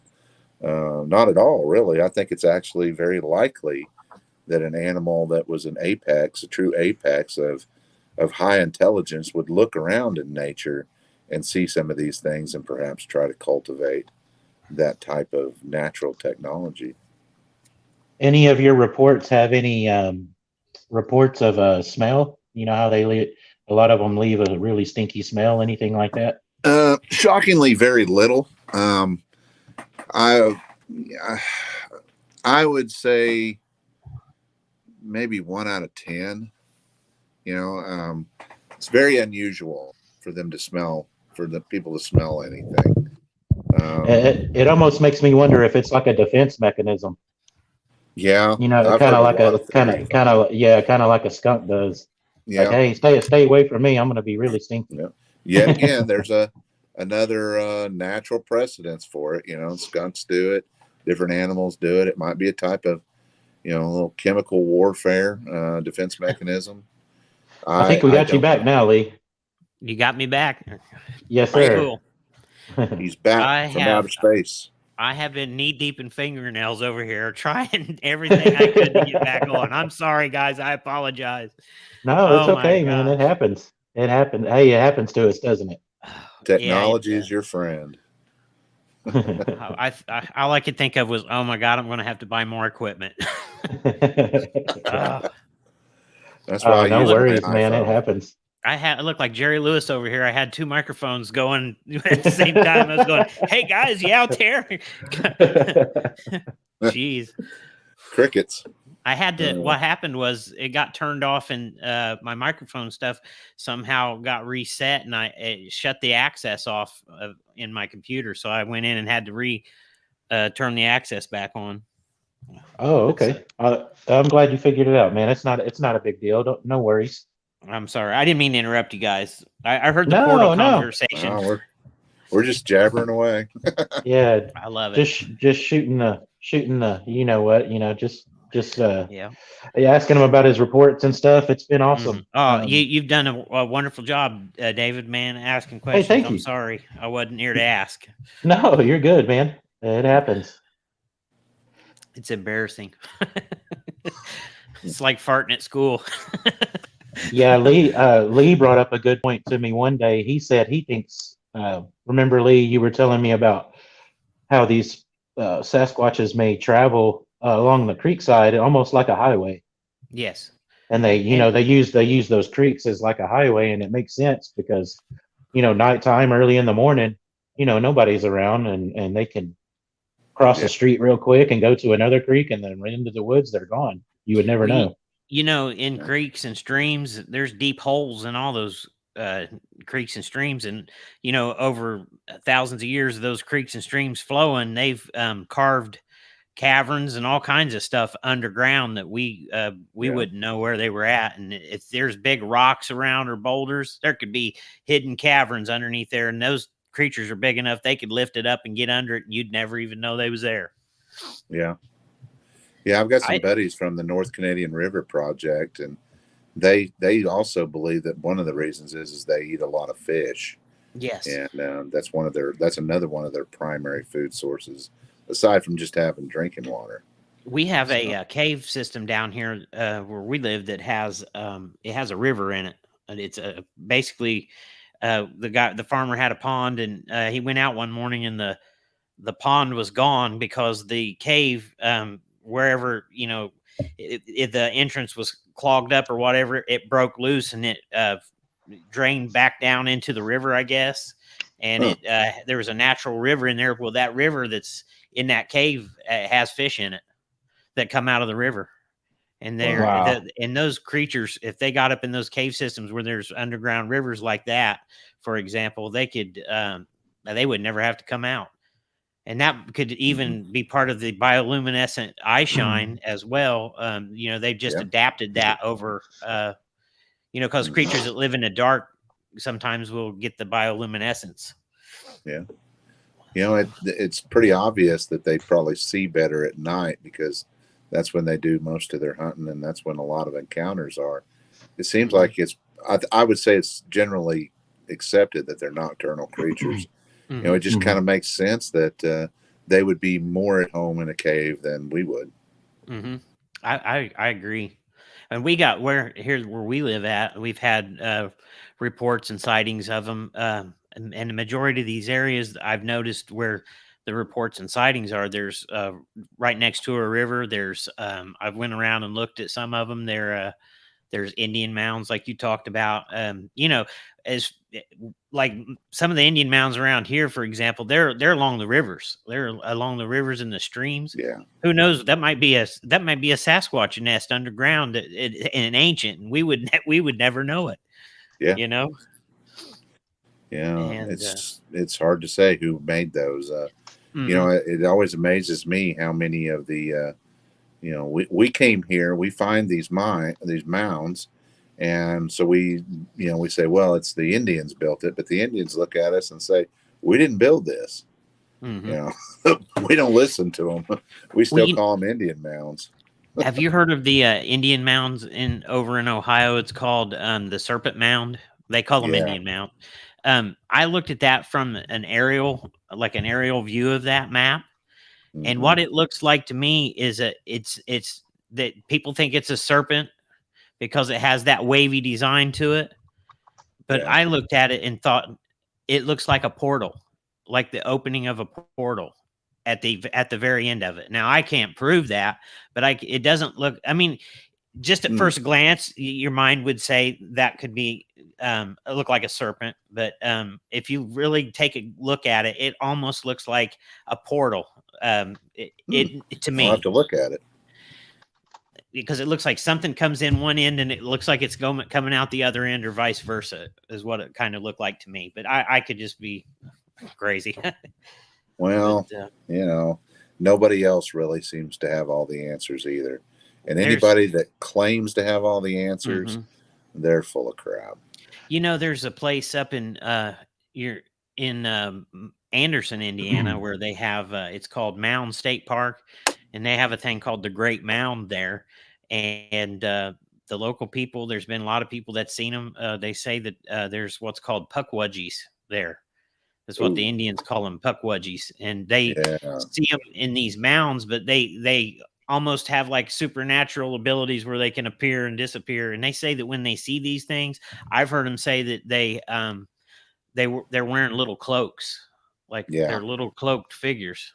So what is Mhm. that? you know, or Yeah. We're pretty fortunate. We don't have a whole lot of those reports here in Oklahoma, but mm-hmm. those things, you know, I See, don't know. they We've say got they'll affect. giants and we've got these little guys. They say they'll affect your electronics, and I found a little itty bitty footprint in the woods and plaster casted it. And Really. after I came home, I had two power inverters that I used, and they were dead. Like they were perfect. Wow. I had them. It was like, and then like a lot of electronic stuff that I had at home was going haywire, and I thought, oh, did I get into a puckwudgie there? Did I mess Uh, up his hunt or mess up his food source? Man, I'll tell you what, Wow. the Native Americans, a lot of times, they have a lot to say about those things. Hmm. People asking them for favors and doing trades and stuff. And it seems like to me that I don't know whether I'd have to put them as an evil entity or not. But, I know that people that trade with them usually don't Farewell. walk away happy. Hmm. So, but, yeah, I don't see why those things couldn't exist either. I can't tell you how many times I've been in the woods and I thought I saw something little running across or running through and then by the time you focus in on it, whatever, it's gone. Well, if a Bigfoot as big as he is and he can hide, nobody can seem to find him. Can you imagine how well a little guy could hide? Yeah. And you've heard the reports of the Cherokee little people out of Yeah. North Carolina. That's Yeah. really interesting stuff there. Yeah. Um, Yeah. that I Bigfoot footage that David was telling you about was in that it was like it was looked like a neighborhood. What I saw of it, if it's the same footage that we're talking about, it looked like a Hmm. neighborhood, and like they were shooting down the road, the video of down the road, and out in this field, it looked like this big bear is walking out in the field, like on all fours, and that thing stands up and turns sideways, and it looked like a Bigfoot and walked away on 2 feet, but it looked like it had cloaked from a bear into a Bigfoot, but it could have just been the way the camera angle was. Like this thing was down on the ground, but it looked like uh it was on all fours, and it looked like it was lumbering out in the field, just like milling around. And then it just stands up, and it looked like it was probably, I don't know, 7 to 8 feet tall. But it turned, and you could see the head didn't look like a bear. It looked oh, like the big classic Bigfoot with a cone head and everything. Yeah, we'll But have to. You'll have to find that one, Lee, and but share it with us, and I'll but share it just with the him. way, like, maybe these things have the ability to do this, but what I got out of it was the way this thing was down on the ground. It had turned, it was on all fours, but it had turned in a way to where it knew that it was being filmed, and hmm. because it got caught out in the open, it didn't know whether to stay like that or do whatever, and it just must have got desperate, and it just stood up and then headed for the tree line. Huh. But I watched it a couple times, and then I went back and tried to refine that footage, and I can't find it. They've Maybe, scrubbed that.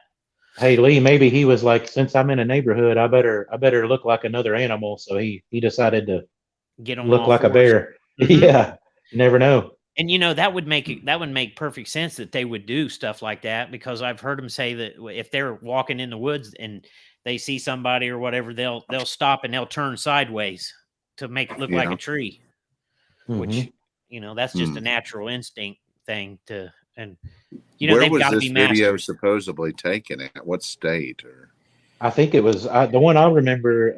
It may be. I thought it was out of Maryland, up in the Northeast. It looked like somewhere in the north to me. Like I thought maybe it could have been Canada, up somewhere like around well, Canada is they where might I. have bears there too, Mm-hmm. and Oh yeah. maybe disguising oneself as a bear That's what I was is thinking a too. good tactic. Yeah, and it looked. I mean, out of all the footage that I've ever seen, that one it looked really. When I saw it, I was like, "Wow, these things they've got their game down to where they can make themselves appear as if they're a bear." Yeah. And oh Well, how man, I many tell you, times have people had Sasquatch in their trash cans and blamed it on bears, and probably Mm. seen them and thought, "Oh, it's a bear." Mhm. Oh yeah. Did this Hey, video have any names or anything attached to it that we could I Google? I honestly can't remember the name of it, but I've been looking for it for the last couple weeks. I've went back. I seen this video probably about 2 years ago, and yeah, it I've surfaced been about looking 2 years for it for a ago, and couple I weeks, remember and everybody talking about it, and then I tried to find it, and it was already gone.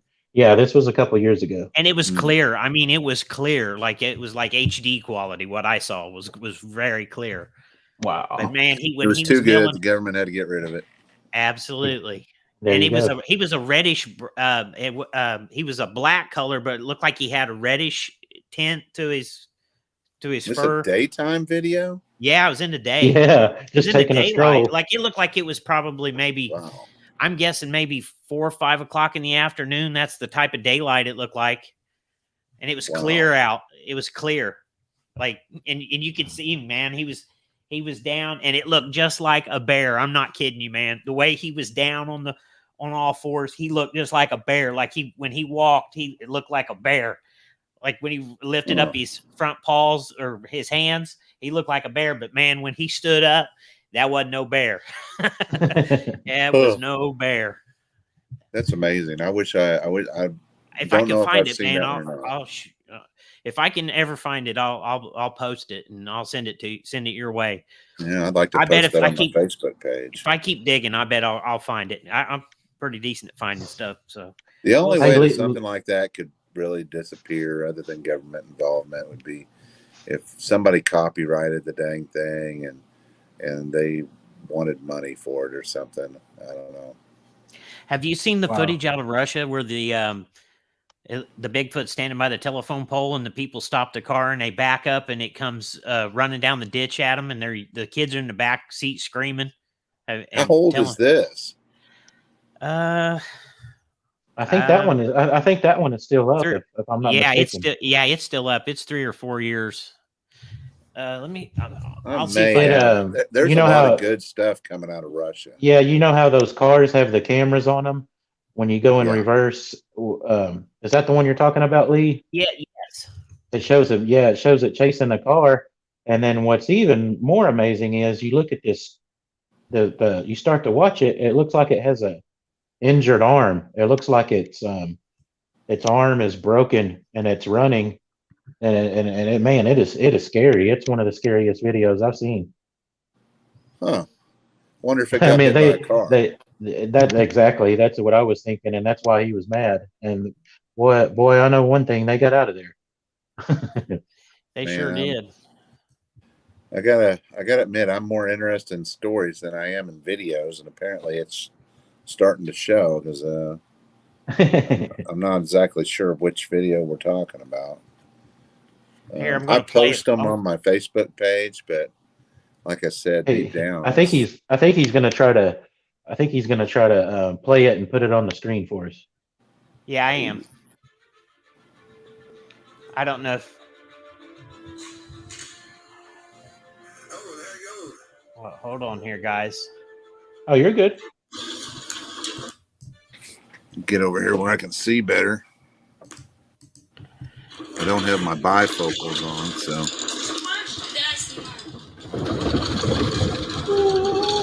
Где он? Is it? Он стоит. Okay, hold on. Сейчас тоже надо. Bigfoot chasing car. Он скрылся. I wonder. Его не Okay, I got to видно. go back out for a second. Его не видно. Cool. Он знает, что мы снимаем. Well, we're getting some. Он идет туда. Can you see? Не Is it sharing it? подходи. Yeah, there. Yeah, it's on the screen. It's on the screen, but it's hard to make Yeah. out. There you go. Let me see if I could. I Make it have seen larger. that one before. Ну-ка, Дон, погоди, стой. It's hard to. Снимай. У тебя зум при... Here, I'll slow it. I'll put it. I'll fast forward it to where he's. So I've Yeah. stabilized certain points, certain parts in the video. And you know, and like that, it could be anything. But the way that thing runs and moves, it a looked lot of it is. like it was mad. It doesn't actually show the subject anyway. Okay, I was So I'm talking gonna about go the wrong for- one. I apologize. Oh, okay. Alrighty. Sorry, guys. Yeah, there we that's go. a- No. Party on. That's a cool video. That was a big boy right there. And you know, the sound, the fear in that girl's voice, Said it Yes. all. that's pretty genuine. I agree. You know, You read most my of the mind. time when you're people that are doing hoaxes, they're acting. You can, and yeah, you can pick tell. up. You can pick up on the fakeness. You're right. That you can girl. tell- you That can- girl was scared. Yeah, she had a Charmin moment, as Vic would say. Yeah. Oh man. Yeah, Do you there's- watch? Oh, go ahead. Oh no. What you Thinker got? Thunker video. Have you seen the Thinker Thunker video where the thing comes running? The Bigfoot comes running after the car. Yeah, That's the one I was Yeah. talking about. that's something that I've always thought was weird, is that this woman would pull out her phone and video the rear view Camera. camera. Yeah. I think I would have just, you know, I Drive don't on know. down the road. I don't know. That is a very weird video, and I'm not going to say it's not true, but I don't think that if I was doing that, I don't think I would video the backup camera. But maybe I don't know. But that's just a weird deal. And I'll tell you, one of the best ones that I think he does is the one with the tree throwing Sasquatch up in Canada. Yes, Sir, I would totally agree. I would agree with that. That one's real in my opinion too. Yeah. And, you know, I don't think that was staged. I mean, just the video, the pre-video of all those oil field guys and pipeline guys. I've worked on those locations before, and, you know, those guys are, you know, I don't know how to say it, but everything from what I've seen in my experience, and, you know, because I've actually done work for Trans Canada Pipeline, and I'm pretty sure that was a Trans Canada Pipeline location, and they were wearing the same uniforms and everything. It looked like a really legit video to me. Yeah, he wasn't a happy camper. No, and they were all talking about it and kind of hooting and hollering and laughing about it, you know. And, Have you seen? Oh, go ahead. No, Sorry. just the human reaction in that video is very genuine too. Have you seen the video where the guy chases the Bigfoot in the woods? Um, And it like it kind of not necessarily barks at him, but it kind of whoops at him. Yeah. which one? I have seen some where people chase them into the woods, and you're not going to catch one if they don't want you to. And, Right. But I've seen several, and some people have just got a lot of cojones, and power to them. But I don't know that chasing them into the woods is a good idea. Yeah, I don't think so either. no. They're trying to get away for a reason. Yeah. Yeah. Well, I think they're going to see that as threatening, and, you know, and that sounds really dangerous to me. You But got that right. Do you think that these I kind of have a theory about these when you go in the woods, whatever your intention is, they're going to reflect your intention. Like if you go in like you're going in to do harm, or you've got a yeah, bad attitude, or you are bad, they're gonna know it, and they're going to be ready and on the defensive. But if you go in calm, peaceful, and do just enjoying nature, say you love nature, you're walking around loving it, and I think they sense that. I really do. well, Um, I think people sense it too. yes. I've actually in the last year, and I don't want to sound like some kind of tree hugger or anything, but I've been looking into this stuff, and years ago I used to work at a place that was a super negative atmosphere, and I just told myself, hey man, I'm gonna start being positive, and I'm gonna start being nice to people, and smiling at people, even though I don't really mean it. And eventually, and it kind of started helping. I could tell that there was an effect that was coming from that.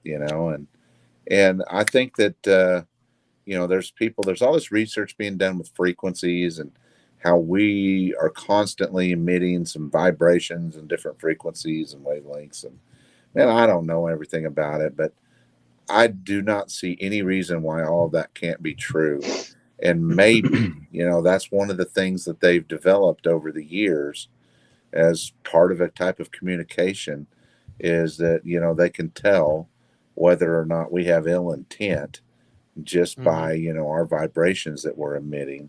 That might also be why they seem to know where we're at before we even get there. Um, I think that they pick up on those vibrations. Now, on the same token, there's all these reports of people that have walked up on them and caught them off guard, and I can't help but wonder: is there something in that particular area that's blocking them from picking up on our vibrations and alerting them to our presence? You hear about a lot of people that have sightings near water. Fishermen that see them and whatnot. On the edge of the Hmm. shores and stuff. I can't help but wonder if water is a weakness for them. Because we do see a lot of them near water. Maybe it's just because they're always there, but maybe that water picks up and dampens our vibrations or masks them or something. I don't know. Maybe I don't that's know. how they get in and out of their cave systems too. Yeah. Underwater cave systems, maybe. Because like Well, something that big could hold its breath for 5 minutes, and you travel know. underwater. Well, and Um, maybe they've got like beaver dens of sorts that correct. you Yeah, know. Wow, good point. yeah. That's a really good point, and that's Oh, kind and of where. there's another natural precedence for that behavior. I don't know, but it kind of does make sense that if they were to emerge from the water suddenly, bam, if you tried to track them, you would just end up finding their tracks going into the water, you know, Hmm. disappearing there, and it would be impossible for anything to trail them by scent that way, like hound Yes. dogs or Hmm. anything like that. I mean, it's plausible. It's definitely plausible. I like I that. The beaver dam idea, like what you was talking about. That, Yeah, and that's where I was kind of going with it, with the Indian mound type thing. Maybe there's a tunnel system that comes from the rivers that go to yeah, them, and because I've heard more than one story of people seeing these creatures around yeah. these mounds. And it's as good a theory as any about explaining why they seem to that seems to be a focal point for them. Hmm. I don't know, but I can Hey, tell you this: I would not want to be the unlucky guy that's walking through the woods and falls down into one of their dens because the ground got weak there, Oh, I wouldn't landing either. there. Maybe that's where all these missing people go. Yes, sir. Maybe. Very well could be. mhm. Very well could be. Oh man, that would be a bad day for sure. And I, s- I, I I gotta, wanted to, Red, I wanted you to ask Lee since he's back. You asked me the question earlier about the maps. Ask him about that. What were they oh called yeah, again? that Bigfoot mapping project. Do you know anything about it? no, I do not. I do not know anything about it. And that now that you said that, that just reminded me of something you said. Maybe they get caught off guard because something knocks out their abilities or whatever. And what I was Mhm. going to suggest to you was look at your sightings on your sighting map and Mhm. look at the 5G and the 4G towers, because I heard these things are very sensitive to even radio, like CB radios. Really? I went to I went down to because the area where I've had my some of my encounters and stuff, there's no internet access back there. There's nothing there at all. And I think that maybe these things are being pushed into these areas because of the microwaves signals, and the hillier the areas and the more rock, the better it's going to be for them. And I don't know. That's just a theory that I've Mm. had, but I went to Monster Mart down in Arkansas, where Falk, Arkansas, Yeah. and I was talking to the lady that run that. We just drove there like one day. I just said, "Let's go. We're going to Monster Mart." So we drove all the way from Indiana to there, and so we stayed like 3 hours in there, and we was talking, and I was asking her different questions and stuff, and she told me that back when the radio CB radios, you remember, like when Smokey and the Bandit come out, everybody had to have a CB radio, like back in Oh the yeah. late 70s or whatever. That was a big deal.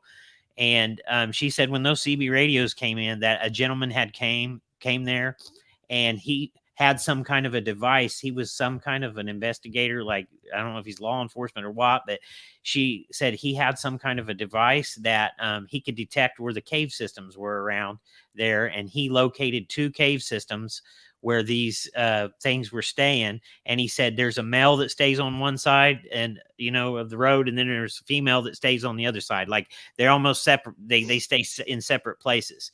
And he said that the CB radios have an effect on them, and that they do not like the CB radios, and they will move out of areas where those radio towers are. And so that kind of put me on the thought of like bees, for example. If you set up a 4G tower around where beehives are, the bees will leave. They'll leave the area, even though they've had that Hmm. hive there for years. The bees will leave. Never Some of the heard that. plant life will die around the 5G towers as well.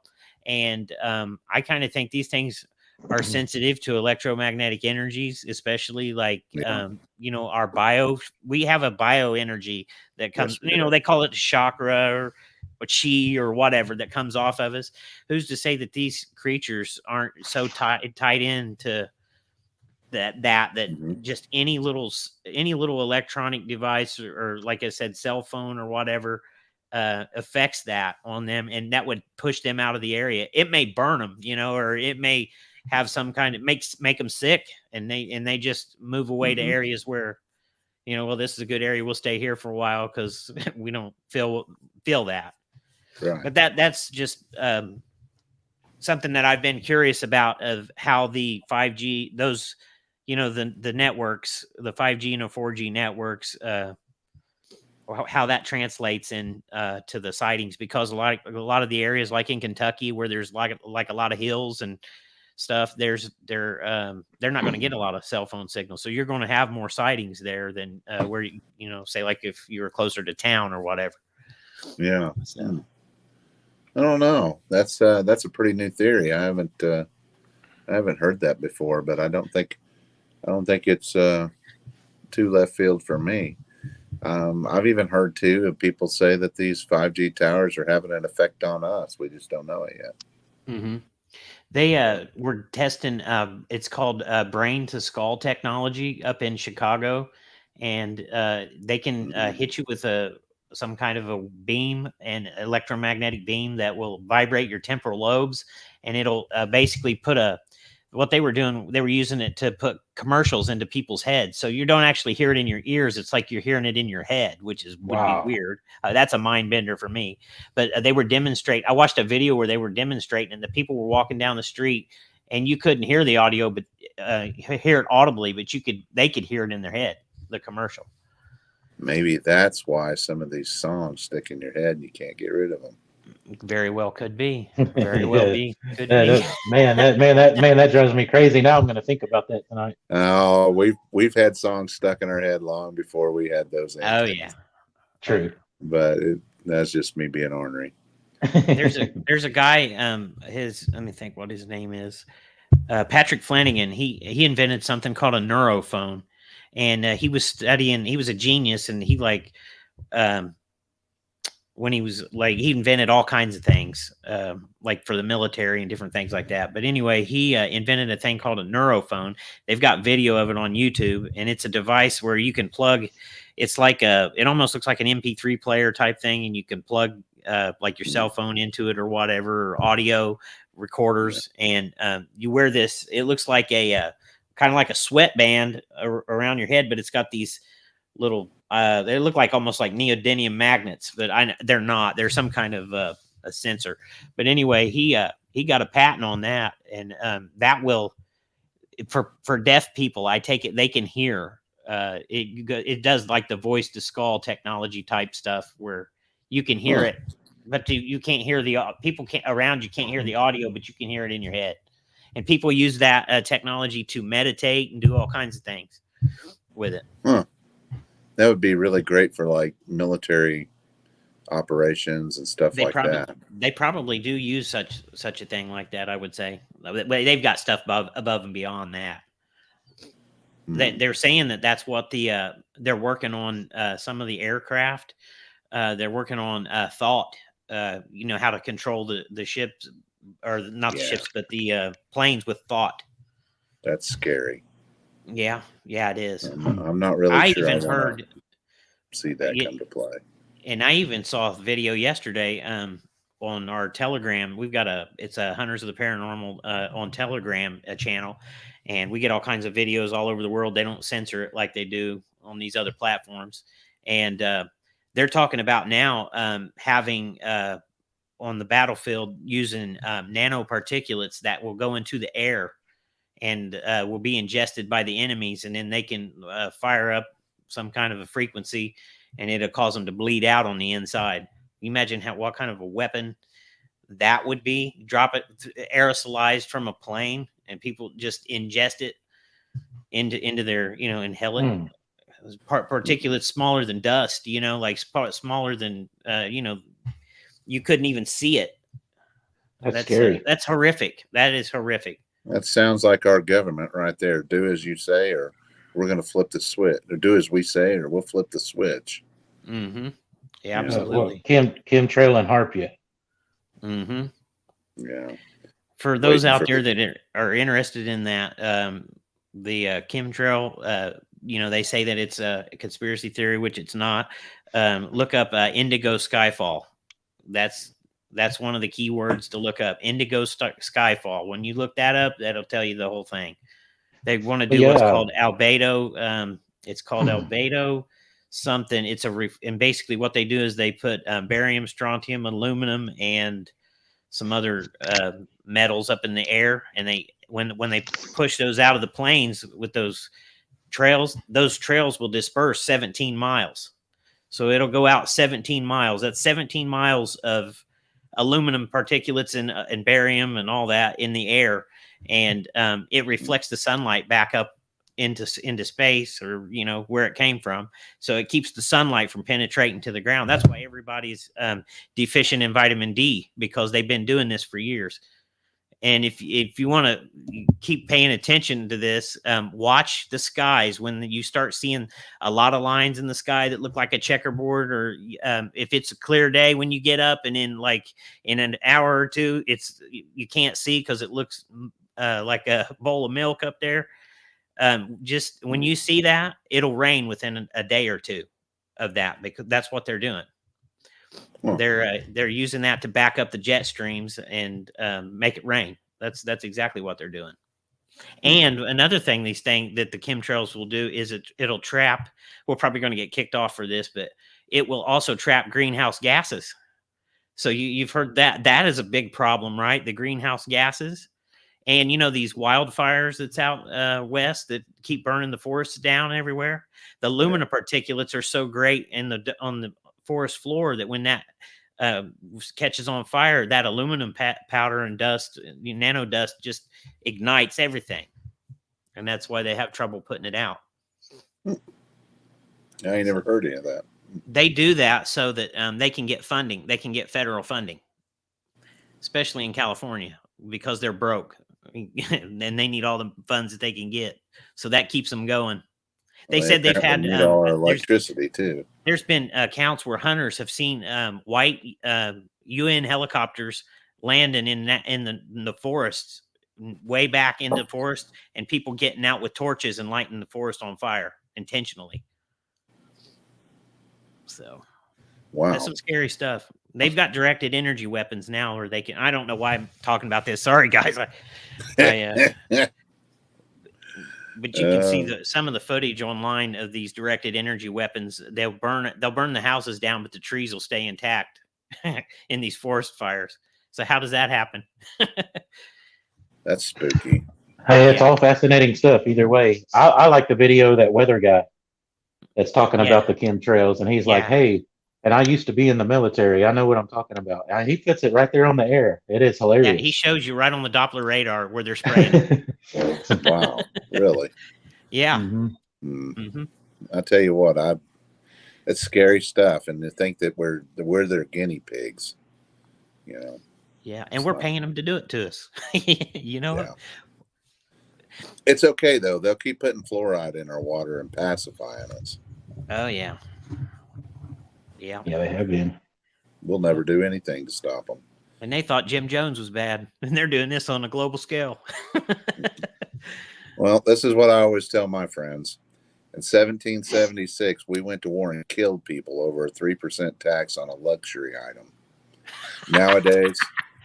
Nowadays, we're paying almost 40% of every dollar that we earn goes back to the state and federal government in one form or another.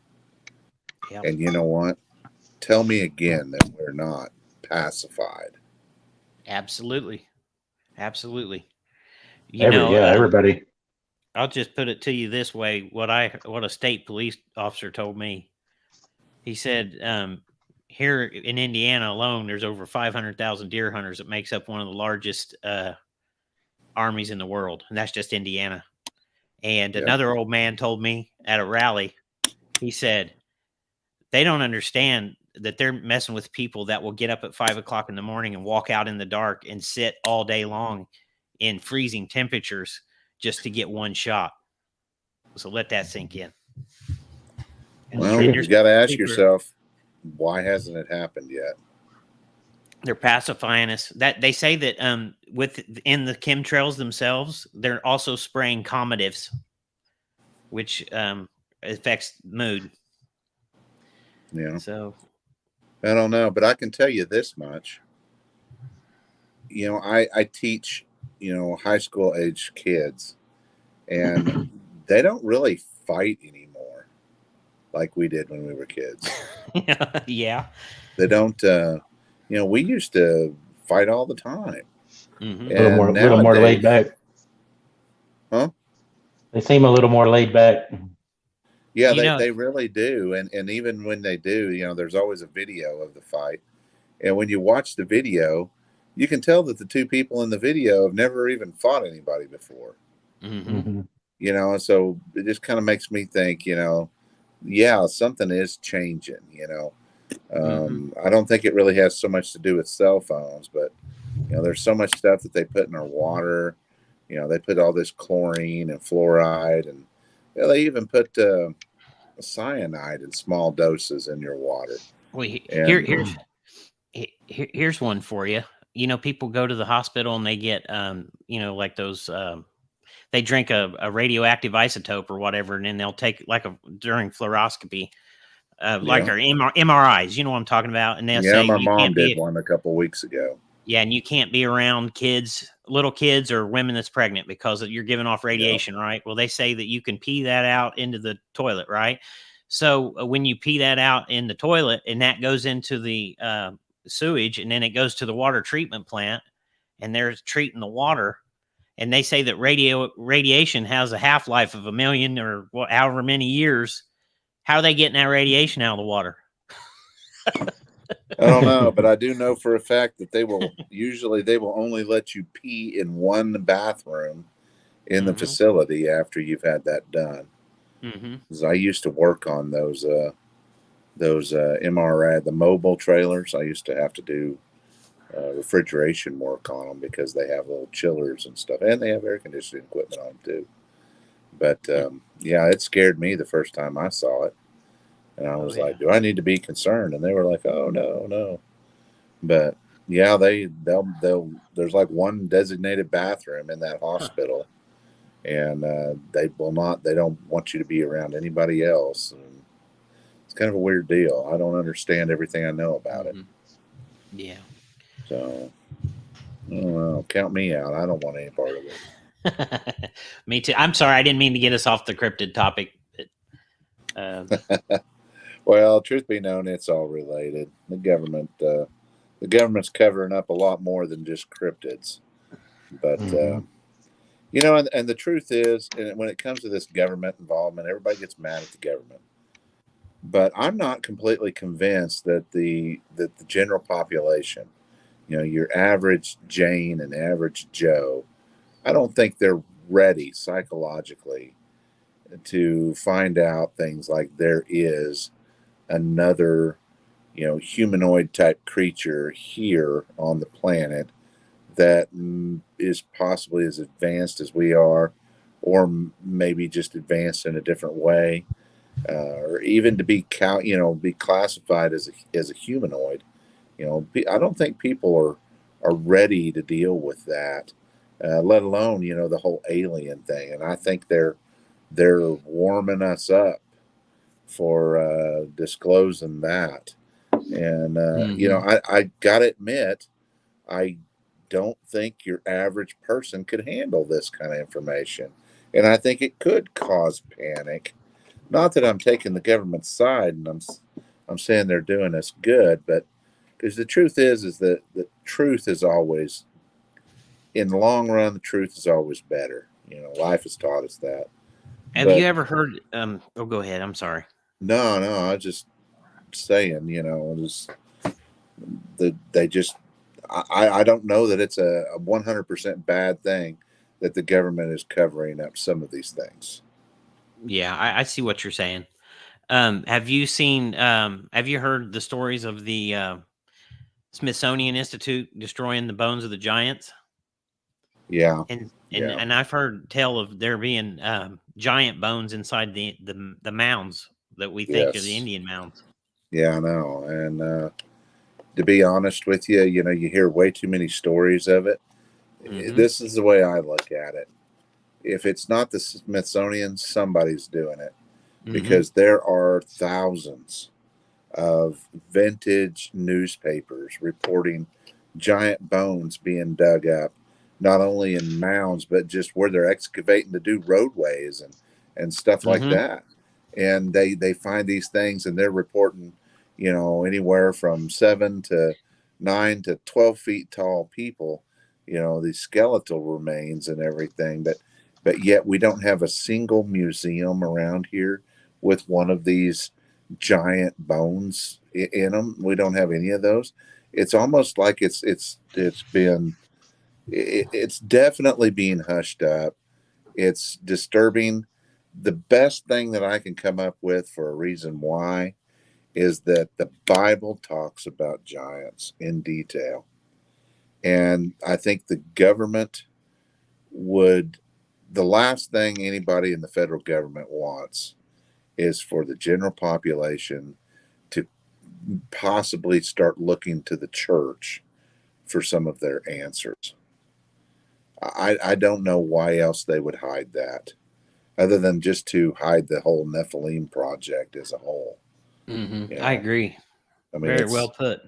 They're, and those of you who are listening to this, if you don't know about the Nephilim project and the Satan's plan to destroy Adam's bloodline, okay, you really need to look into that, because I was taught from an early age that God chose Noah because he was a good guy. But the truth is God chose Noah because he had untainted DNA. You know, it's a really deep rabbit hole, but it's worth it. And There's a gentleman on YouTube. Used to be, I think they've taken him off now, but his name was Dr. William Mount, and somehow he had become an ambassador to Russia, is what he claimed. But anyway, part of being an ambassador to Russia, he had access to the United Nations, like their communications and like their meetings and stuff. And he said they claim that they are that the people in the United Nations claim that they are the fallen angels, which would be the Nephilim. they're still here. Yeah, they sure are. And there's a woman. I don't know if you've heard this or not. I said this on our last show. People probably get tired of it, but there was a woman. Her name is Karen Hudas, and she did a video, is an interview with Gary Frenchie. He has like the Next News Network. It used to be on YouTube. I don't know if it's still on there or not, but he did a video with her, and she was, if she wasn't the president, she was a vice president or something high up in the World Bank. And what she told him was, there is a second species of human here on Earth that's called Homo capensis. And she said that they know that Homo capensis, that Moses was a Homo capensis, and he had the elongated skull, and that he was actually Akhenaten. You've heard of, Akhenaten, the Egyptian Well, if guy that was or whatever. true, you would think that they would have listened to him a little bit better, right? Yeah, there you go. And anyway, she says that they are the ones that's running the financial system in the background. And she said yep, and they've got there. That was one of the ones she named with the they have the elongated skull. She said that the in the Vatican they wear those hats called a mitre, the great big tall hats, and that was to hide the Homo capensis, the elongated skull. Now the Pope, now he doesn't look like he has an elongated skull, but over time they would have lost that. But the Egyptians wore those too. Yes, they sure did. You're absolutely correct. And here's where I'm going with it. If there's a second species here called Homo capensis that are running things from behind the scenes, maybe the reason why they're covering up this Bigfoot DNA and covering up all these cryptids is, once we learn about that, that will lead to their DNA. You see, they possibly may have been the from Sumeria, like the Anunnaki that, spliced genes and was doing genetic manipulation and stuff way back when. So that may point the finger at them. And that's something that they don't want getting out, because I've heard that with that Melba Ketchum DNA that she had, the female side is human, but the male side is something else, I think, or vice versa. It could be unidentified. Unidentified. So is that unidentified, the Homo capensis? I don't know. This Bigfoot thing, you get into it and you start looking into some of these things. It's a very deep rabbit hole. And I'm just going to say, I think that there's a hell of a lot more going on historically and currently than what people realize. And there is a great deception that is going on. And I do believe that, that there are still these principalities of darkness that are operating behind the scenes. They're in control. They're in positions of power. I think our federal government is a great example. Some of the things that, were going on Epstein Island, that's pure evil. And a lot of our very rich congressmen and presidents and stuff, they've all been there. Once they're there, they're a little bit more easier to control because they've been compromised. Well, yeah, and I'm sure there's video footage, but I guess what I'm saying is be careful when you get into Bigfoot, because once you get in there and you start finding some of these things out, it ends up, you almost end up chasing your tail. And by the time you're done, your family will think you're nuts. Yeah. And you know, the thing that bugs me probably the most is you get into this and you start looking into this and you just it hits you. Why does my preacher not talk about this? Mm-hmm. You know, why have I been in church, you know, most of my adult life, and I have never heard a preacher even say the word Nephilim? You Very, know, very. Yeah. and you know, that's part of the reason why I don't go to church now is because, you know, I believe that the modern church nowadays is just preaching this you know, I don't know, they're getting to where a lot of them are just a business too. Mhm. I'm not saying all churches We are. understand. Yeah. You know, but Like, I've been to a lot of them, and you know, it's just I don't know, it's just a business, you know, mhm. where they're trying to get you. Their only goal is to get you saved, Mhm. but they don't want to tell people the whole truth. But I think that intelligent people, when you start telling them the whole truth and what's really going on, and how there really is a spiritual battle that's going on for our souls, you know, I think it makes more sense to people other than just telling us that Jesus died for us and, you know, he saved us. And it's a lot deeper than that. But the Sasquatch people, they're tied into this.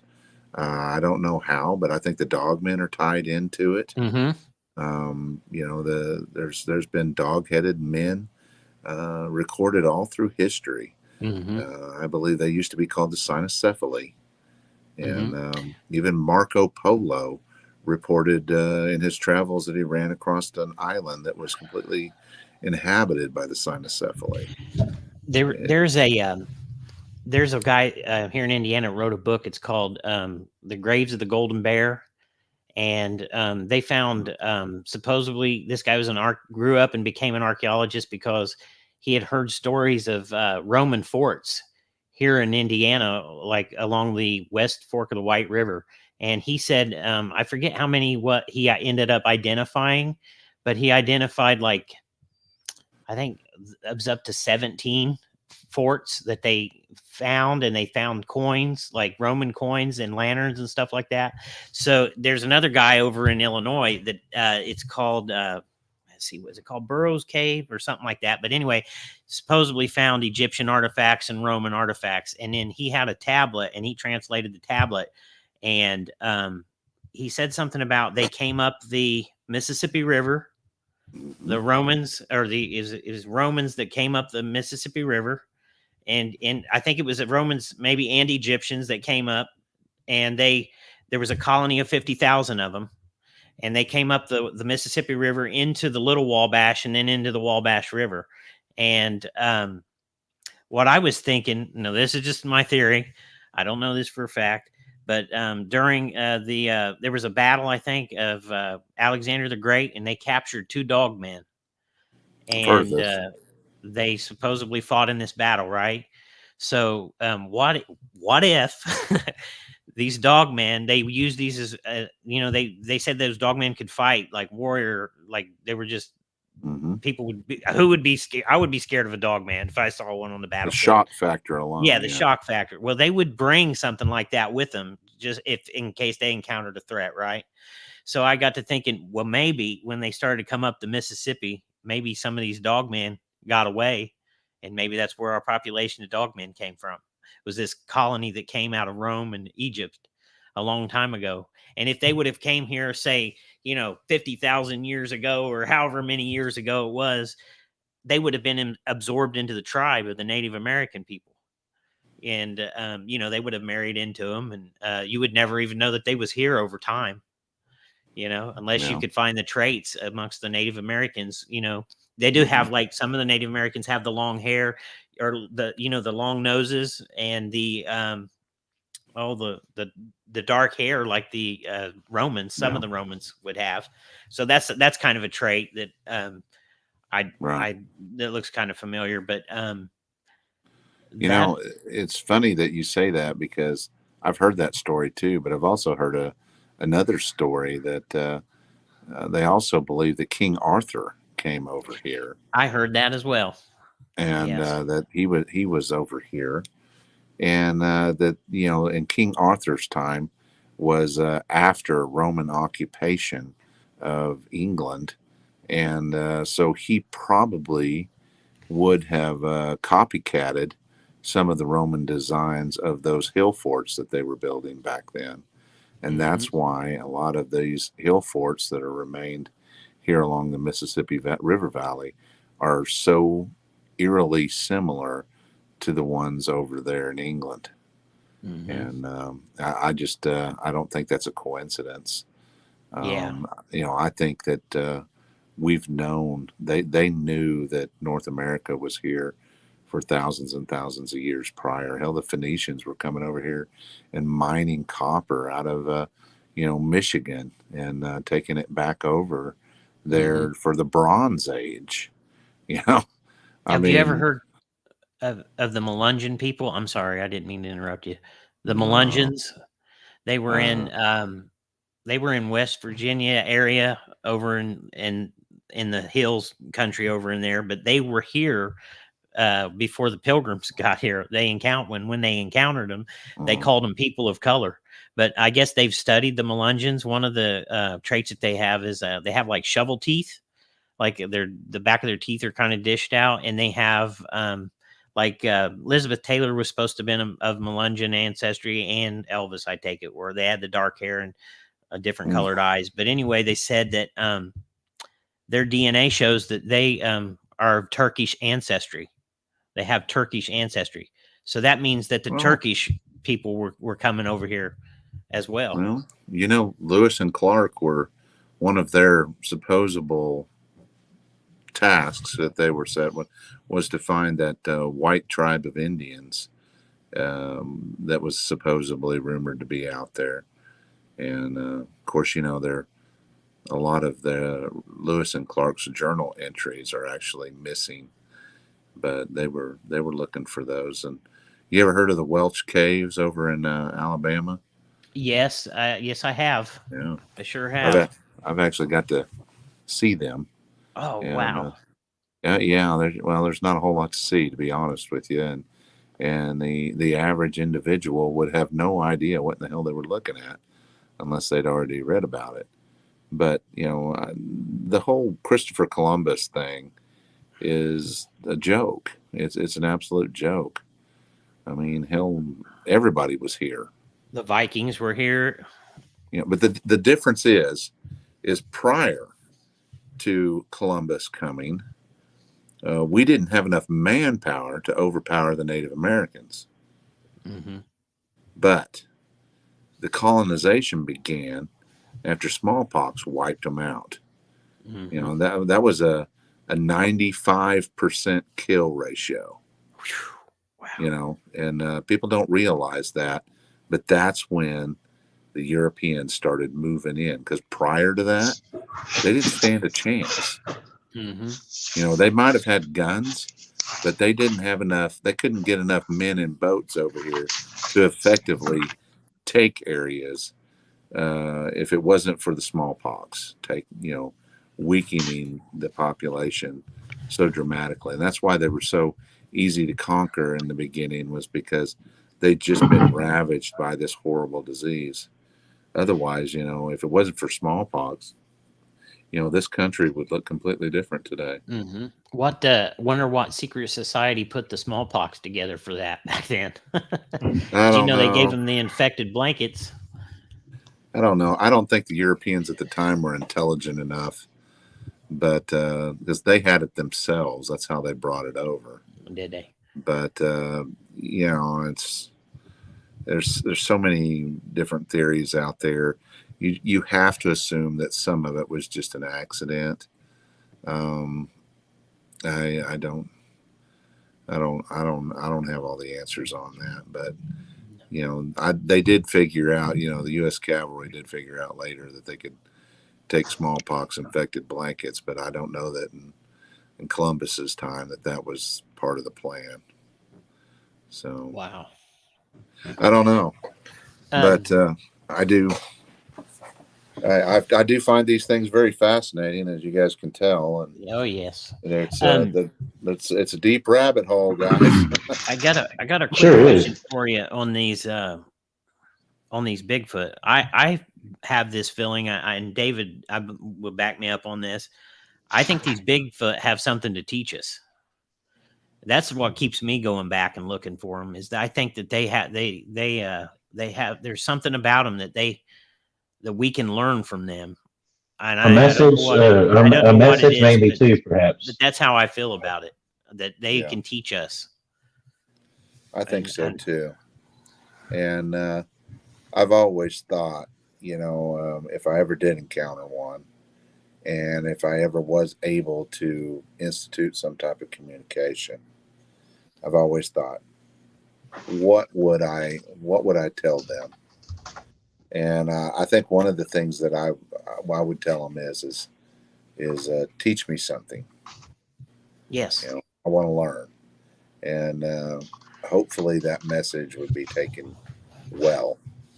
Because deep down we don't know. We might. It'd be probably my luck. I'd run into one of the bad ones, one of the hungry ones. or one that had just been his wife and kids had just been killed by a deer hunter or something. Yeah. I mean they've got plenty of reasons to hate us. I think that's where a lot of the disgruntled ones come from. They've lost parents or loved ones, and Yeah, they've seen man doing bad things to probably animals as well. yeah. And How many of them get hit a year by cars and it gets all covered up? mhm. I mean, you think about that alone. I mean, I know that people are thinking right now, if they're listening to this, they're like, "Oh yeah, they don't get hit by cars very often." I think they get hit by cars more than we think. Mhm. Because and nowadays, especially in today's time, people don't get out of their cars to check and see what they just hit. They just keep running. Yeah. You Yeah, you're know, right. and I grew up in a time where you get out and if the animal is destitute, you dispatch it. Mhm. And Yeah.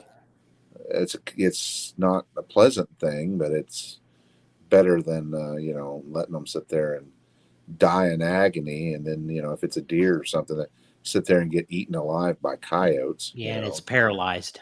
Yeah. Yeah, I I've been on the uh, end of that, having to take care of business like that, and it's just it's a shame to have to do it, but you'd rather them not suffer through, like you said, I'd getting want them eaten to do it alive. for me if the Yeah, roles me were too. reversed. Mhm. But you do hear weird stories about people hitting these creatures with cars, and Mhm. there's some interesting stories. There's a one that supposedly took place. I think it was either in Oklahoma or North Texas. It's a Cryptid Brothers investigation deal where the guy hit one with a car with his truck, and it was a female, and I guess she hurt her leg or something, and he was trying to help her. It's a crazy story, absolutely crazy. You have to be extremely open minded for that one. Was that the one where it like grabbed a cross or something, a necklace Yeah, off? I was yeah, going to ask you if the Cryptid brothers were around where you were at over there. yeah. They're in Tulsa. That's about 2 hours east of me. I've talked to Lance on the phone before. He's actually, in my opinion, a pretty genuine guy. Hmm. He's pretty nice. He seems like a really caring dude. He seems like he knows a lot. So, but he's I get he had to switch channels or something for some reason. Now he's it's not called Cryptid Brothers anymore. I think it's called Monster 911 or something. So, It's not called Cryptid brothers anymore. I used to follow them, but it's well, called what? they do. I think that the Cryptid Brothers YouTube channel is still up, but now I don't know what the deal is, but Lance is also doing another channel now. I think it's called I don't know. I'd have to look it up, Monster 911 or something. And he's got a few new ones out there, but he's also taking the old ones and converting them over to the new too. So I'm guessing eventually the old Cryptid Brothers YouTube channel will be gone. Have you had any? Have there been any sightings over there? Bigfoot sightings associated with any UFO activity? Do you guys have any UFO activity there? No, and you hear about this stuff, that and orbs. I've had people report weird lights, and I've had people report orbs. I actually got one really crazy light report coming from the sky that was actually told to me by a law enforcement agent. But I've never had anything that was reported with the lights in the presence of a dogman or a Sasquatch.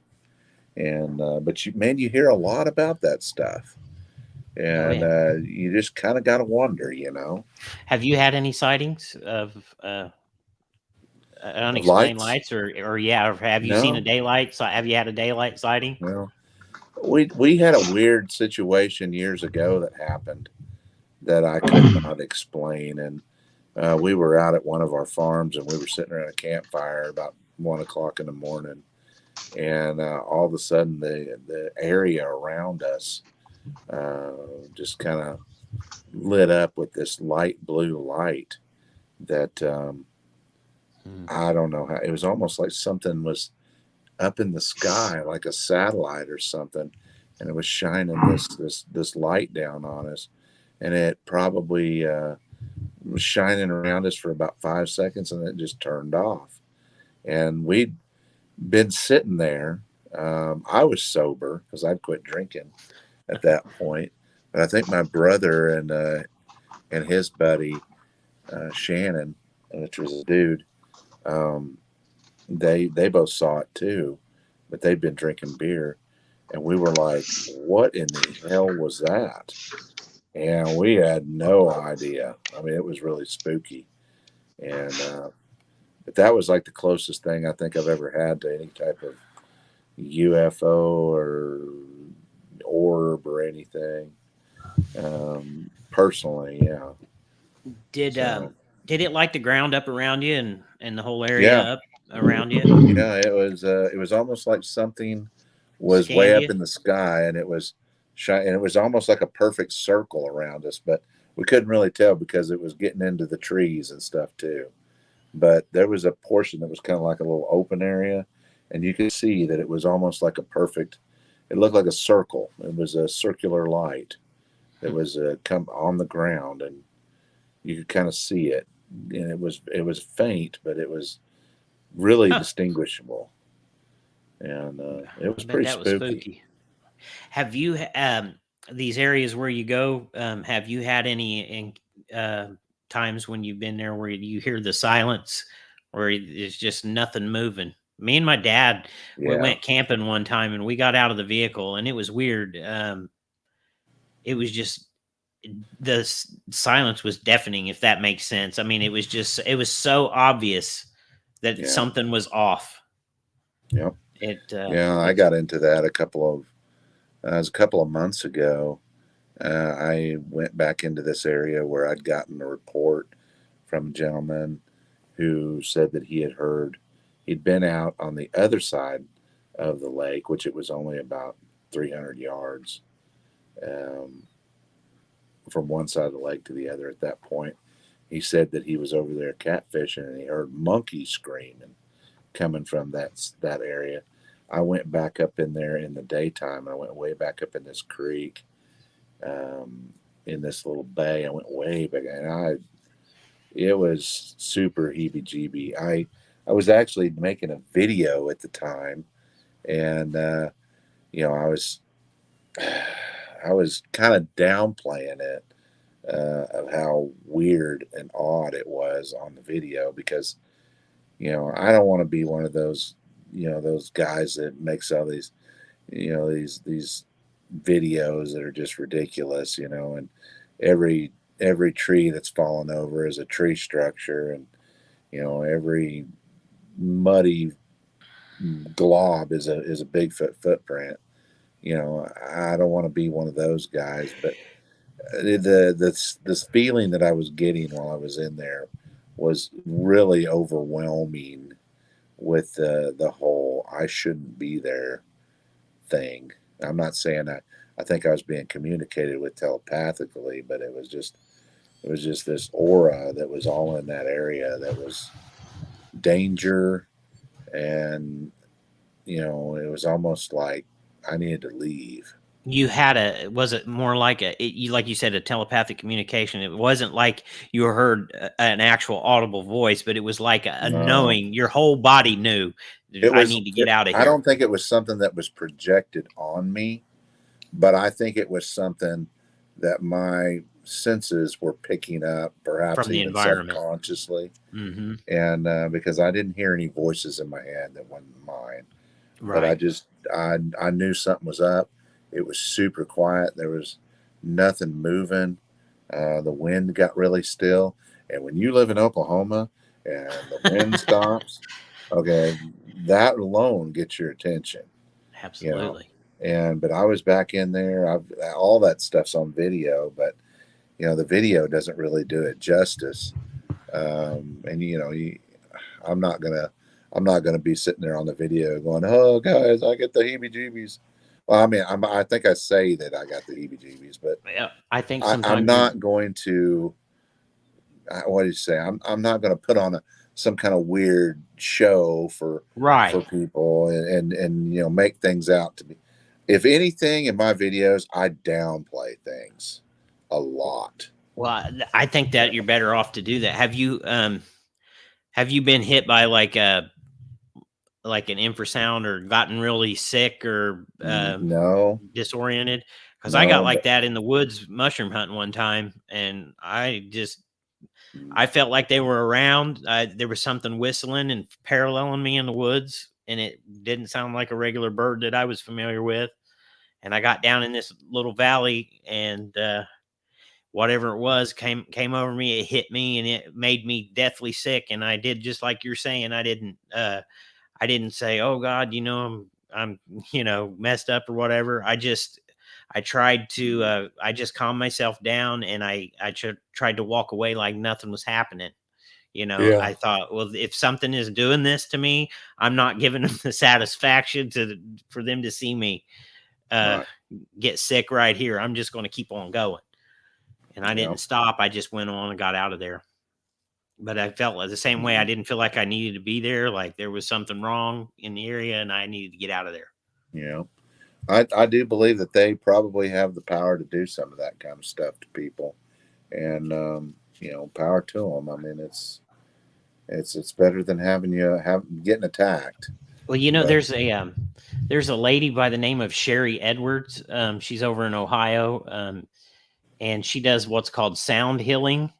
And this lady, she has a deformity in her ears to where she can hear sound frequencies that even like dogs and different really, animals can't hear. Yeah, and she said that they tested her hearing one time, and when they tested her hearing, you know how you raise your hand when you hear the frequencies or whatever. So her hearing was off the chart. Like she was hearing frequencies that like nobody could hear. Well, this guy, he just kept going.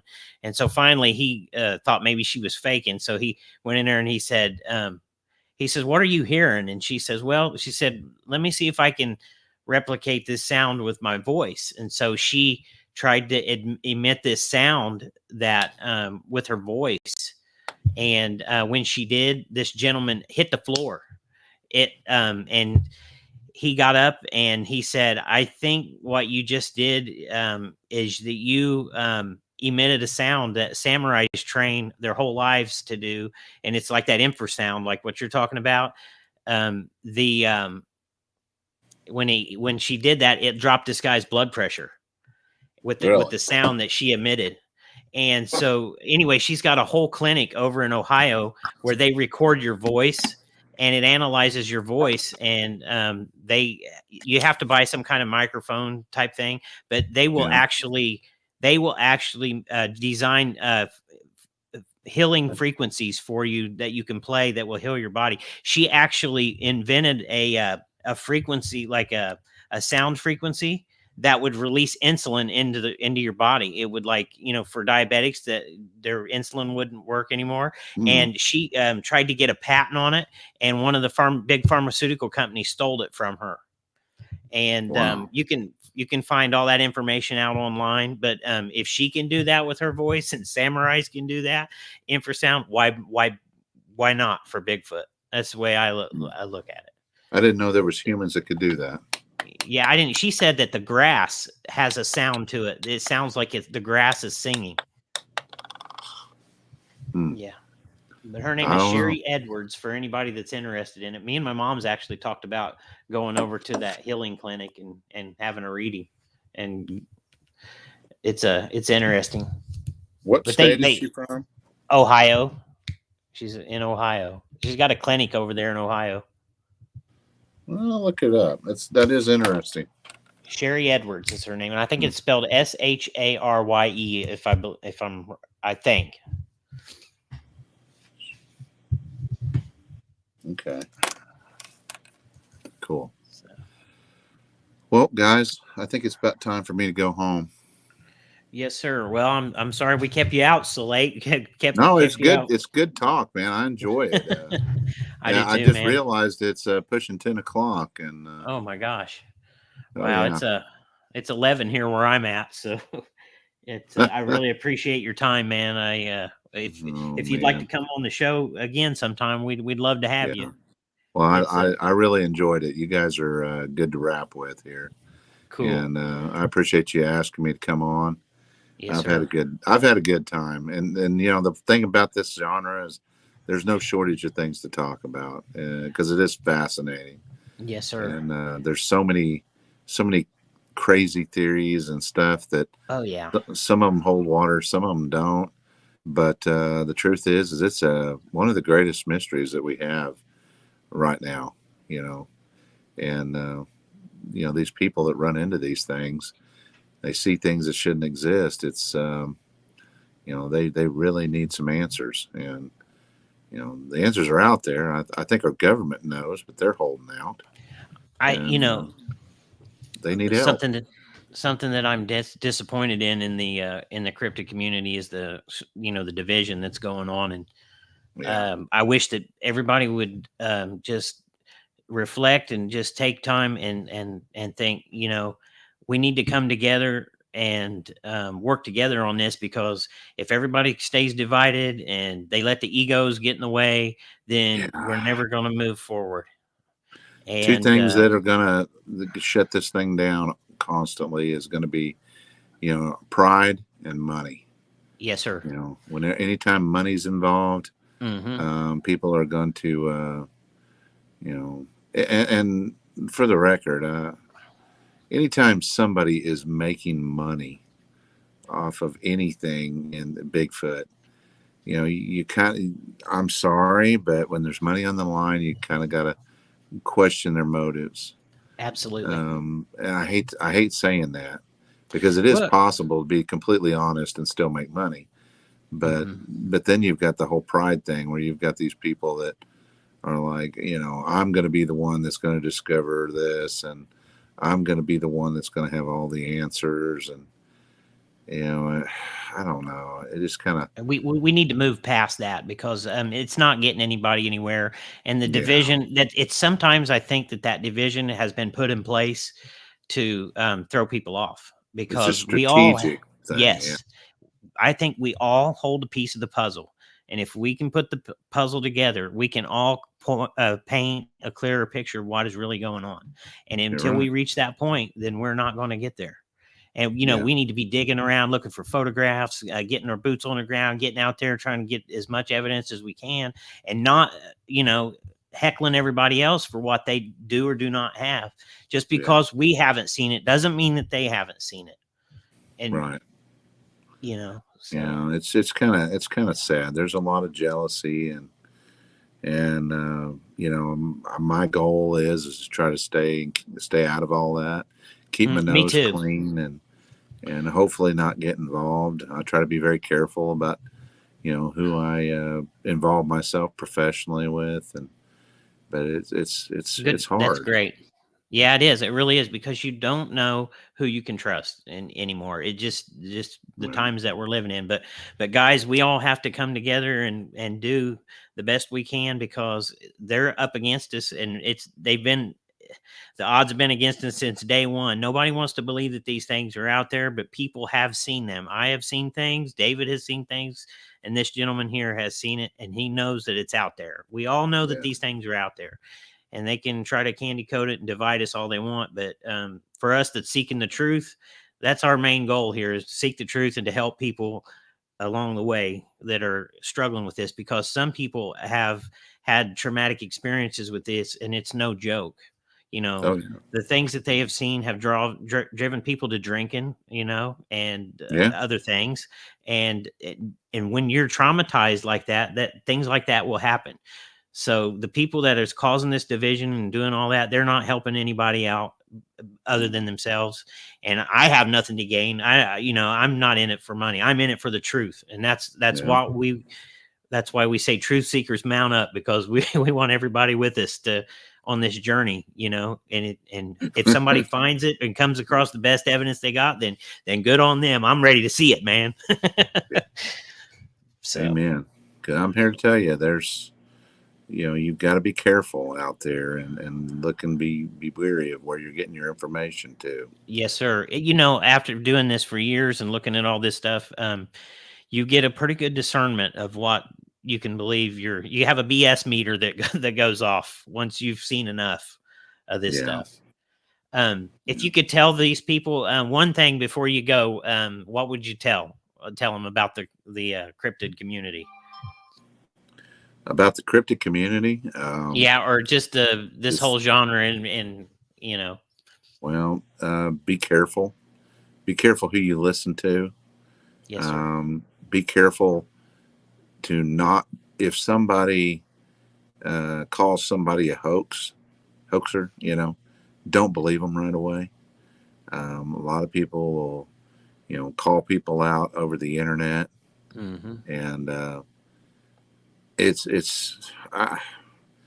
just because somebody says it's a hoax doesn't mean it's a hoax. And so I guess be careful, because the information is very clouded, very muddied, and I think it's intentional. There is a movement out there, probably from the government, that is trying to keep us from working together, trying to keep us from sharing information. I wouldn't even be surprised if, there was professional government trolls that would comment on this video. I mean, I Absolutely. I definitely believe that people are getting paid to do this by the government, Mm-hmm. and because some of the, it's like the other day when I had those pictures, those trail cam photos, and we posted them up for discussion. It was just, some of the responses were just ridiculous. You know, a silver fox, what? That's Yeah. it has black fur, dude. Mm-hmm. You know, Truth gets buried in words of like such as hoax and conspiracy. They do that to yeah, bury the truth and to oh taint yeah, it. and they're desperate to do so. Yes, sir. Well, buddy, I'm sure you're ready to get out of there. I thank you very much for your time and for doing this with us. This has been an honor, and we'd love to have you back sometime. Well, thanks for And having me, and you just holler at me. I'll yes, be sir. more than happy to visit with you guys anytime. Hey, we will. If I can find that video, I will get it to you if I can find it. I'm going to really dig and try to find it for you, buddy. So, you have a All good right. night. Have You a too, blessed man. night, and thank you very much. Thank you. Take care.